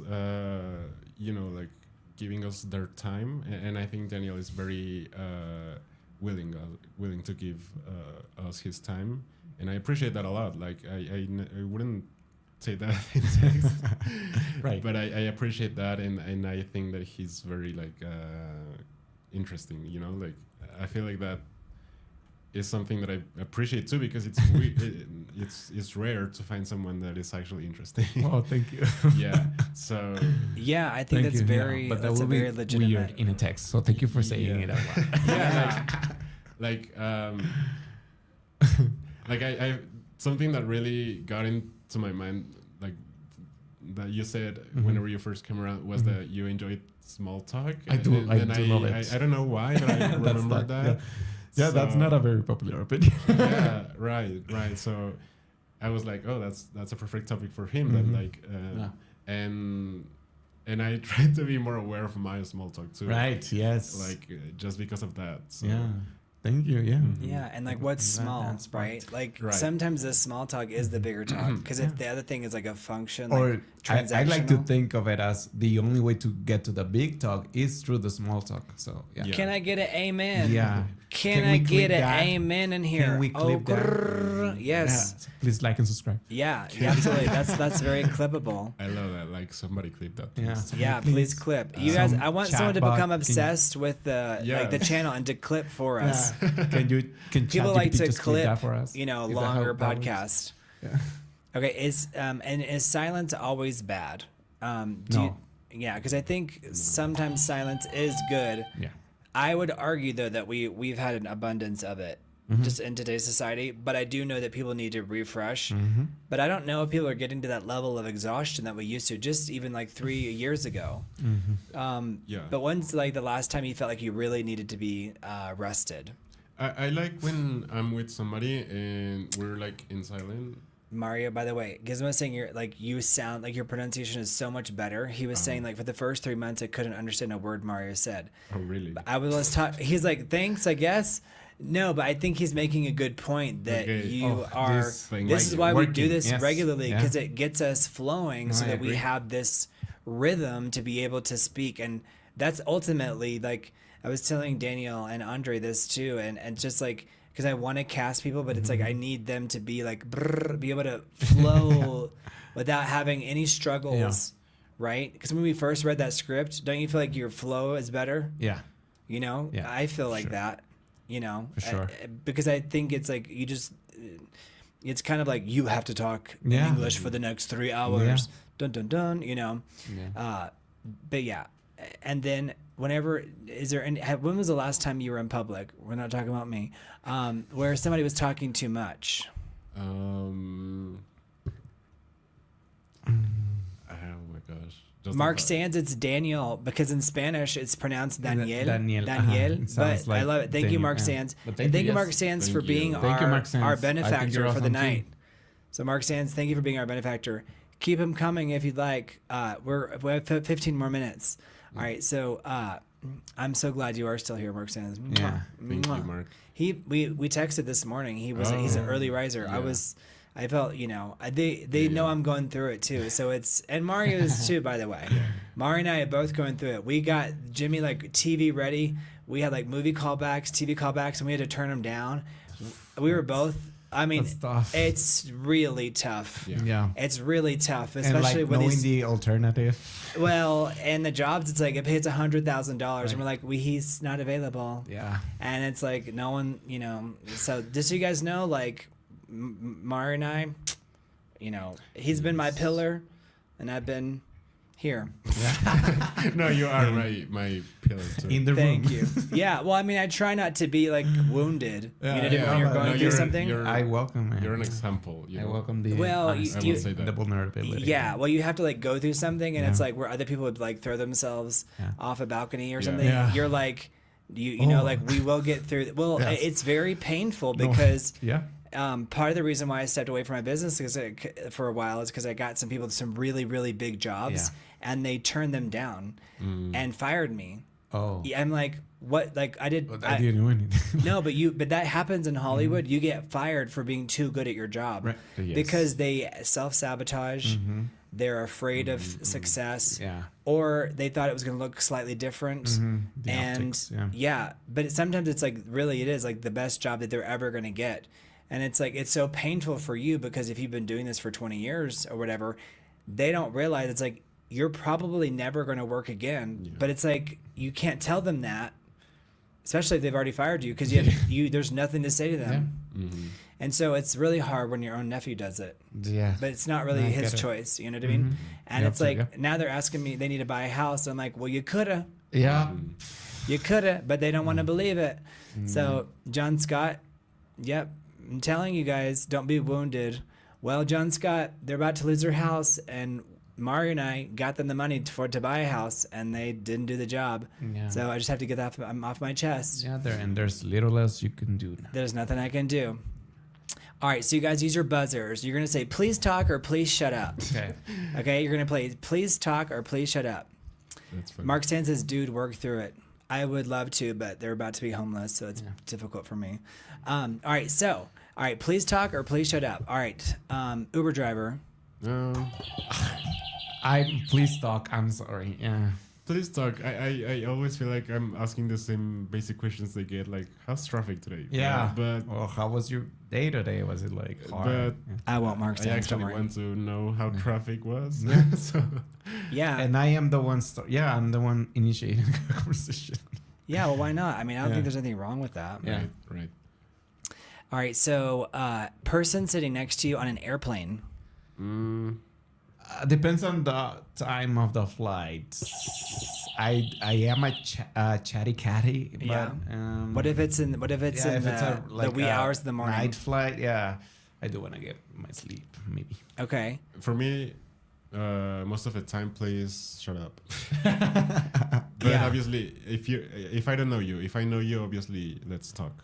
Yeah, we can talk in the beginning of the flight just to make it comfortable, and then we can just shut up for the rest of it. I'm okay with that. Right. All right. So gym stranger, like you don't know them, but maybe you've seen them at the gym, but they are still like a stranger. Not like stranger danger, but they're a stranger. Shut up. No, for me, please talk. Like, Yeah. I want to have somebody watch my technique and like. Right. help me. Yeah. Yeah. You want the feedback. Yeah. And I've since like I've stopped going to the gym. It's too anxious for me, the whole situation. So Comparing that's why yourself. I don't go to they're it. all influencers now. Yeah. Like they're all filming themselves. I feel like, do I need to film myself? Yeah. You know, Yeah. because I'm like, because especially today, like when you're pumping your arms are starting to get like swollen up, Yes. and then inevitably they swell back Yeah, down. yeah, yeah. You know the feeling, right? Yeah, It was funny though, because every time I do arms, people are like, the regulars are like, "Oh, Brent's doing the arms today," because it's almost like funny because it's like I have strategically avoid it, you know. Yeah. All right, so coworker Monday morning. So let's say that you had a traditional job. Like, would it be please talk or please shut up? The mornings for me are tough.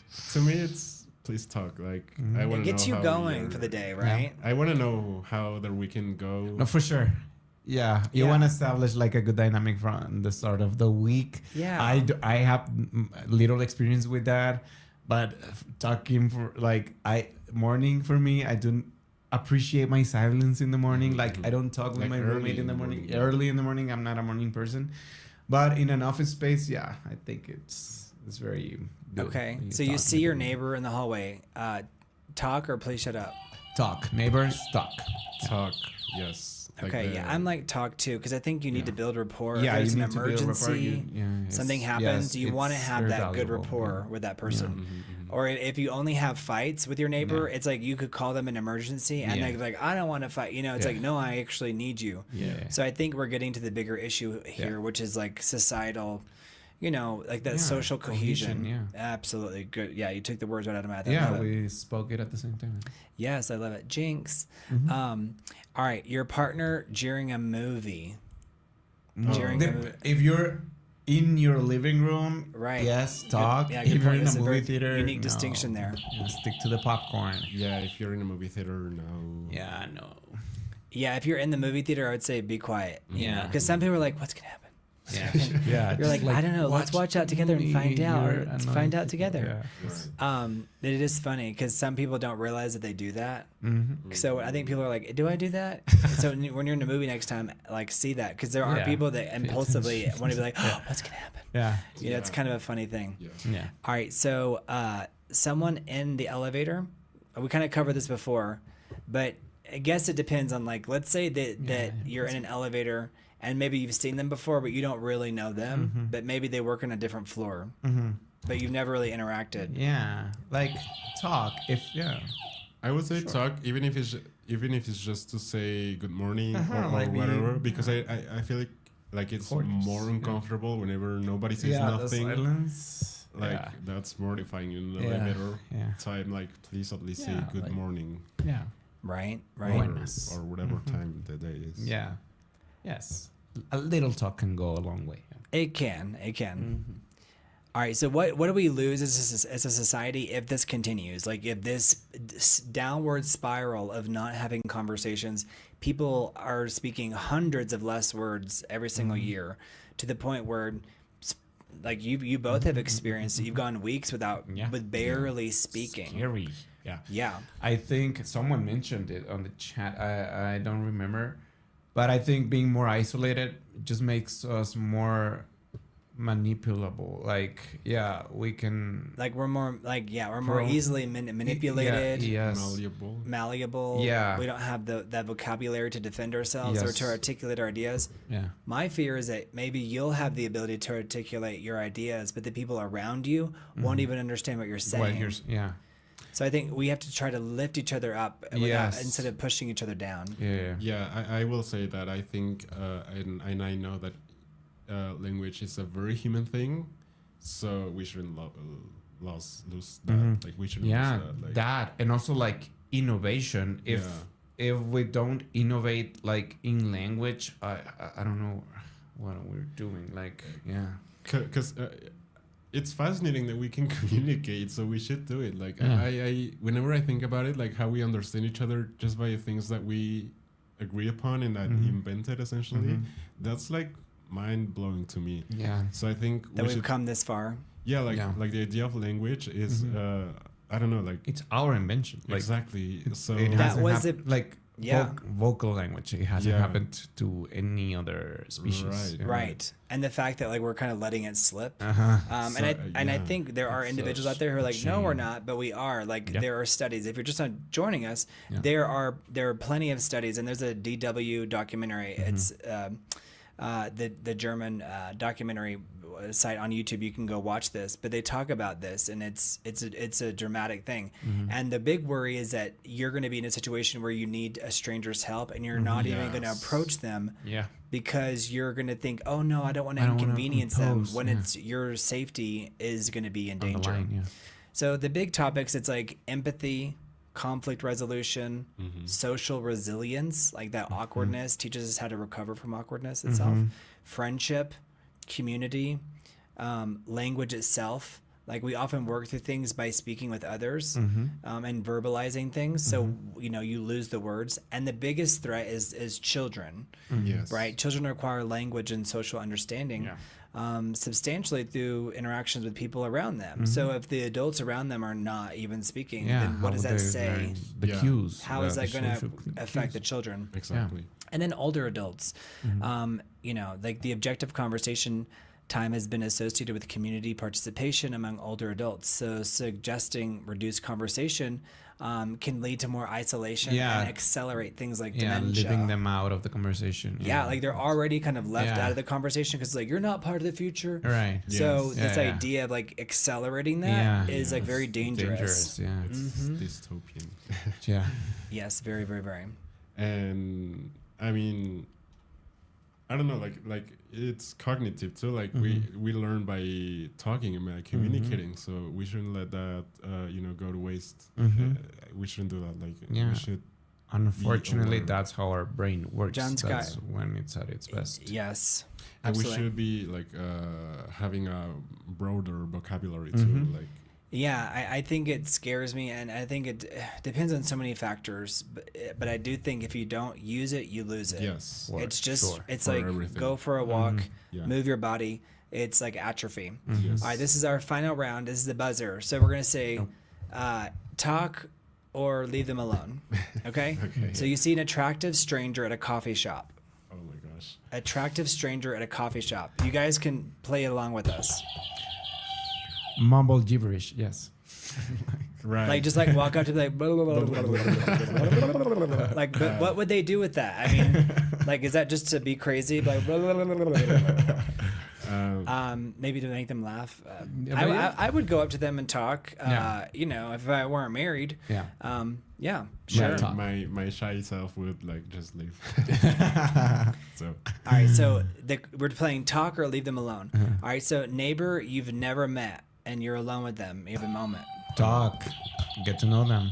talk. Yes, Okay, you never okay. know. I like it. But you wouldn't say blah, blah, blah, blah, blah, blah, but, like you, Not to my neighbor. They don't make me nervous. okay. Yes. All right, so you're Uber driver. Talk. Talk. Talk. Yeah. Yeah. Mm-hmm. Okay, an old friend you haven't called in 5 years.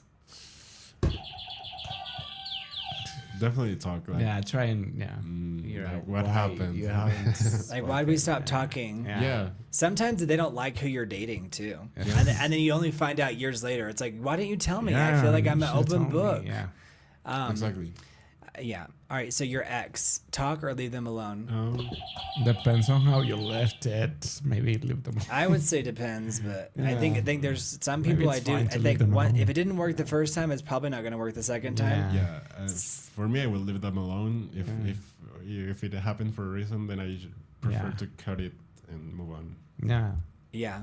It is interesting how like the person who's closest to you, they're the ones like when it's over, we're like, we're done. Yeah. The door's closed. Yeah. I It find is- that to be helpful sometimes. It too. is. I Yeah. think it's because otherwise you'll fall into the pattern Yeah. of what you used to have. Exactly. It's like, they asked Jennifer Aniston about Brad Pitt and Yeah. on Oprah, and she was like, well, I mean, I wish him the best, but I mean, she was like, do you talk to your exes? And people were like, no. And she's like, exactly. Yeah. You don't talk to your exes because it just reopens a door that you don't necessarily want to. Yeah. Someone's crying in public. Do you talk to them or leave them alone? Yeah, talk to them if you see an entrance. Like, can be very dramatic, but maybe. But they're screaming and crying and rolling around in the bushes. They're holding a knife. And holding a butcher knife. For the most part, I would leave them alone just because I don't know the whole context and I would go up to them if it was like someone that I felt was like, wasn't armed in any way. And it was maybe someone who maybe feels more societally vulnerable, like an elderly person. Right. Yeah. I would probably go up to them and just give them a hug or something like that. It'd be funny if you give them a hug and they're like, "Get away from me!" Yeah, You never know. Yeah. Like I'm crying. F you. Yeah. All right, so your gym crush, talk to them or leave them alone. Oh my gosh. The person at the gym that you like secretly, you go up to them and talk to them or leave them alone. Try it out. Talk to them. If they are your crush, go for it. And then if it doesn't work out, stop going to the gym. That's hilarious. That's the thing. Like, I'm okay with being rejected routine. and just staying there. Yeah. Like, why? Who cares? I would leave them alone just because of that. Because if I get You have to, rejected like, and having to see them switch every gyms week, now. Yeah. But I do think you just let it go. probably, yeah. Probably it's just my mind. It's like that gym, so we had a guy come and do the massage thing. Oh. I saw him the next day and I was like, hey. He was like, hey. I was like, we just did it too early. He was like, yeah, no problem. But it's, I could have been like, oh, I'm so embarrassed. But I was like, I don't care, Yeah. But I don't know. Maybe I think you have to get to kind of a shameless level because I think there's a balance. Yeah. I think there's a balance. Yeah. But okay, so your boss, you see your boss after work. Like, let's say you have like more of a really formal job. Damn. Would you talk to them or leave them alone? Let's see, maybe you see them at a bar. Like, would you talk to your boss or would you leave them alone? Talk to them. Don't make it weird, but just like, hey, that can be sufficient. Yeah. I would talk to them, obviously. Yeah, I think I would talk to them because it could seem like insulting just to not acknowledge them. It would be very. It's worse to don't. just. Yeah. I would rather someone yell at me than to just not acknowledge my existence. Yeah. But maybe you want some space from them. Like, you don't have to. Sure. Like, you're not saying it. You like, come over. Yeah, hang out. Let's have a beer, boss. Yeah, but little small talk and go. Yes. Yeah. Yeah. Mark Stan says talk. Yeah. All right. So, person wearing a shirt from your favorite band that you see across the room. Talk to them. Yeah. Talk to them. Talk to them. Yeah, like music is like a great unifier. Yeah, right? you have a very great, cool thing in common. Talk to them. Or maybe they're like, oh no, I just borrowed. Yeah. I don't know. I didn't know it was a band. That's a funny story. So yeah. Right. Did you notice that like the day before Dolly passed, Mario was Nyberg was playing "Working 9 to 5"? Yeah. What a way to make a living! Yeah. And I was like, wow. His reaction was very. It was shocking. Yes. It's shocking because she's such a pillar in society. Yeah, she was like an angel. Yeah, she was like an angel on earth. Yeah. She was like a great unifier. Yeah. And it's Tim Curry also is it's a very tragic loss. Yeah. But I would Dolly, say, like, she touched a lot of lives. absolutely, and it's just one of those people that it's like you said, an angel on earth. So you never want to lose those people that feel like they're the God's world is gift better to because they humanity. are in it. Yeah. So Like, it's saying so much goodbye to better. those people is. It's like losing a family member. I remember when Michael Jackson passed too. I remember exactly where I was and everything. And I think Dolly Parton was such a benevolent figure, and she provided such, that's another thing. So you see a celebrity, would you go up to the celebrity and talk or leave them alone? I would talk. Depends. I mean, I struggle with that. Like, I have like run into an actor that I'm a very big fan of his work. Who was like it? my neighborhood. Which one was it? Raúl Briones. Okay. Great Mexican actor. Yeah. He like moves around. I find him at the supermarket, at the park, in my You've neighborhood. never gone up to him? I've never gone up to him because like I'm like, what would I get? Like, what is he known gain? for being anything like nice, or is he known for? He has taught, like, he teaches classes at a school that I went to, but I never got him as a teacher. But I've heard very nice comments from people that have been taught by him. But I just like, I don't want to bother him. You should. But I think sometimes I think it's okay as long as you're not too intrusive. Yeah. I think people, celebrities sometimes they complain about being recognized in public, but I will tell you, every celebrity that I've known that becomes less famous, like that's devastating. Like Sybil Shepherd, this is like before your time. Yeah. But she was a big star in the 80s. Yeah, I But she saw said her, that she was crossing a street one time and like she noticed that like nobody looked at her, and like it was obvious like people could see Right. her, but she's like nobody looked, and she said it was the first time she was like, oh, it's over. Like that level of recognition. Yeah. Right? But yeah, I think I do want to come up to him if I find like I run into him again, because I convinced myself like he would maybe appreciate it. So yeah. And if he doesn't, I mean, that speaks more to him, I think, than you, especially if you're not doing it in a weird way. Yeah. Yeah, if it's not in a weird way, I would also talk to a famous person. Like I saw, I don't know, here in this city have been like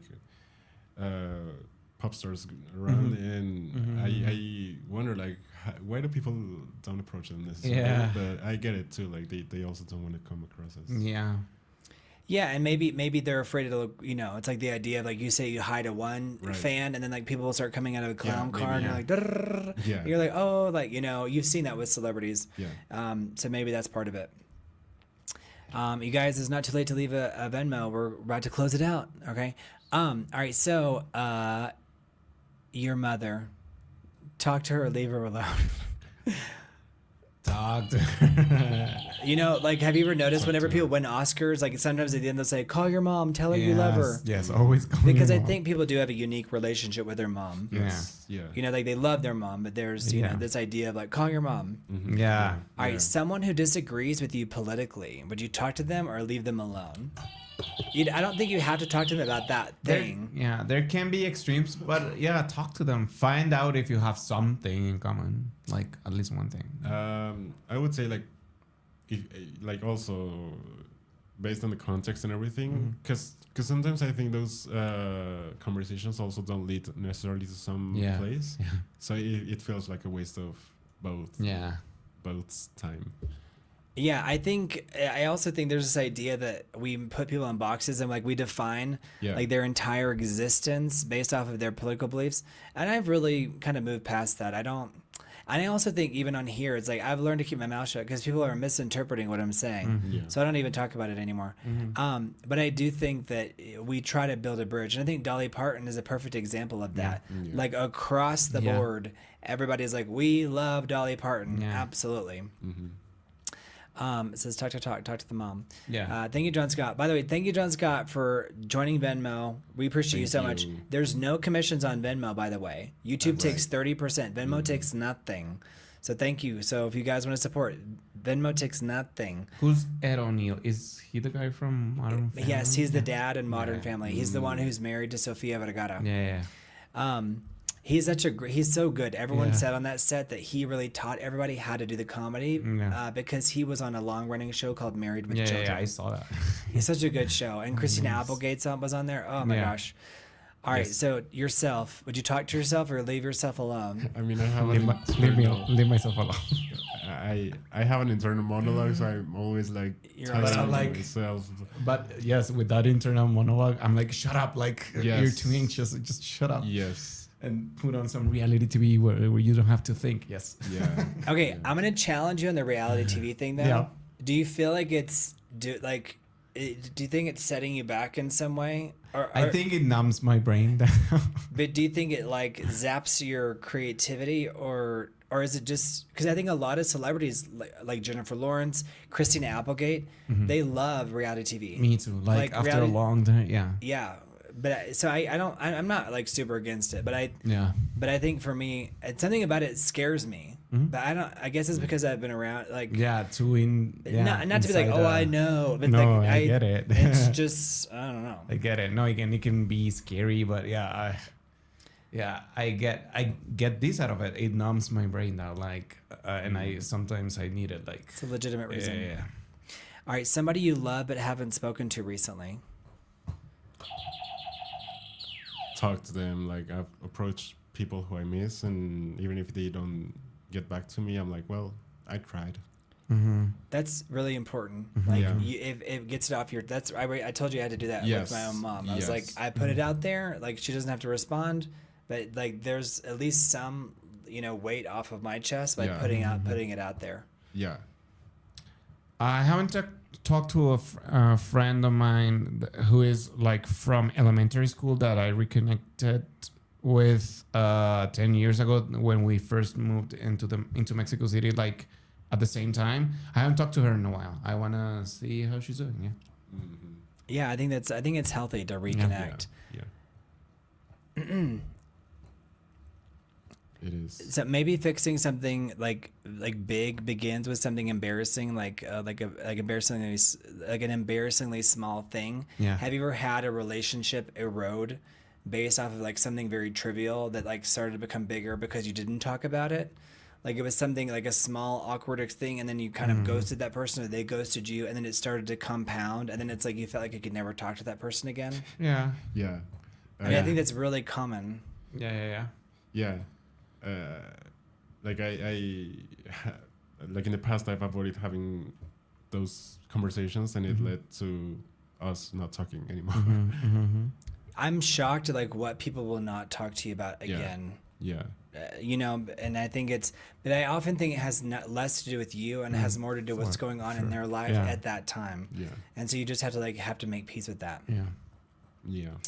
Okay, so just final facts here. 338 estimated fewer daily words spoken associated with each successive year from 2005 to 2019. Wow. So every single year, a reduction of 338 words spoken per day. Wow. That's And across, and then in terms of, there were 2,197 people across 22 studies, and the age group that they had in this study group was between the ages of 10 and 94. And then people who were younger than 25 declined even faster, although both younger and older groups showed declining speech. So that's the thing, is like people literally speaking less on a day-to-day basis, like just not, or some people not speaking at all. Right. And guess what the average daily U.S. time socializing or communicating was in 2024? An hour. Less. Down 20 minutes. 20 minutes. It was 35 minutes in 2024. They're estimating it's even lower now in 2026. Wow. But it That was is over worrying. 43 minutes back in 2014. Wow. And it was Oh, yeah, because- dramatically bigger back in 2005. Like dramatically. Okay, that's good. These aura farming battles are doing. No, it's going down. It's going down. No, it's going down. So it went up and then it went back down. No, what I was saying is like it's been going down dramatically since 2005. So I was just saying that it was 43 minutes in 2014, and then 10 years later it decreased to 35 minutes, and that's them doing like close analysis and reporting on these people. And nobody can really prove that it's smartphones that have done this, but obviously there's a lot of overlap with texting, social media growth, all those things that kind of just can't, Yeah. Yeah. And it's interesting because it's like words we got back. It says every time a chat. Let's see here. Me too. I love talking. John's kind of. Yeah. Well, it's talking about like there, it can be very grim. And I think it's important for us to be optimistic and to use this platform to elevate and to have the conversation and be the viva la resistance, Yes. those kind of things. And so I think for us, the more we speak about things, the more we can do something. Yeah, do something about it and just talk to our neighbors. And even if they're like, I don't care, I'd rather be the guy who talks too much than the person who's like, nobody knows him. Is he a crazy? Is he For sure. The more you speak, the more at least you're known in your community, and people can feel like they can have a level of trust with you. Right. All right, any closing statements, you guys? That's my statement. Like, please talk, because it's knowledge at the end of the day. Like, Absolutely. And it's a very human thing. We shouldn't let that go.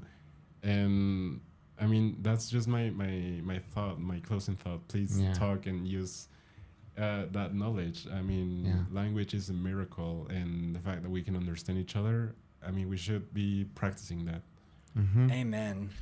Yeah, and I'd rather say something embarrassing and vulnerable, I mean, that helps us connect a lot. Like being, making a faux pas, like socially, like Great that, word. that can create like a topic of a conversation. Like, yeah. So don't be afraid of like making social mistakes and just, go for it. Agreed. Great. Yeah, I would say that's my thing too. Is like just speak to each other. Don't be afraid to make friends. Don't be afraid to be rejected. I think that's a big reason. Is like, I think it's totally okay to be like, hey, and they're like, no, I'm not interested. Okay, sure. Yes. It's like the law of averages. I think it's the more you get to know people. There's an expression. It's like to know someone is to love them, Yes. and I think that's really true. And I think it's important for us to know each other. Yes. And like the more we chat, like John Scott, Mark Sands, Keith Peavy-House, Sultan, everybody. I feel like I get to know you and just the way your jokes are, Dag Overhaul, and everybody in the chat. It's really like beautiful to me because the more people that can know you and you can know them, it just enriches your life experience. And Mario, you said something really profound, and so did you, Danielle. That just like language is so unique to the human experience. If we're losing that, that's such a shame. It's such a shame. It's Like, so sad. So we want to deliberately sit down, and we sat down for over 3 hours and talked today to exercise our vocabulary, our right to freedom of speech, and the power of that, and how to put our miracle to use. and and your brains are going to be stronger for it. So you guys were in the countdown. If you guys would like to leave a Venmo, please do. Yes. Thank you. I'm looking at you guys, Sands. Mark Sands, John Scott. Help us out. This is our Hail Mary stream. Thank you so much. And thank you everyone for the comments and the Absolutely. live chat. That helps us a lot. 100%. Thank you, John Scott. John Scott, I'm so Scott glad and you're feeling Mark rich. Sands. Yes. Like this is what we're trying to do, is make like people's lives better, whether they're listening in the background or they're here. The mics today are richer, so thank you for Mario for helping me with that and getting all the mics. You guys, your voices were really really beautiful and rich. You guys let me know if the audio experience was better today. But I thank you, Mark Sands. Thank you, John Scott. Thank you, guys. You guys have really kept us on the air, so we appreciate you so much. All right, 5, 4, 3, 2, 1. Thank you, guys. Thank you, John Scott. Thank you, guys. Thank you, Mark Sands. Bye, guys. Thank you, guys. Bye.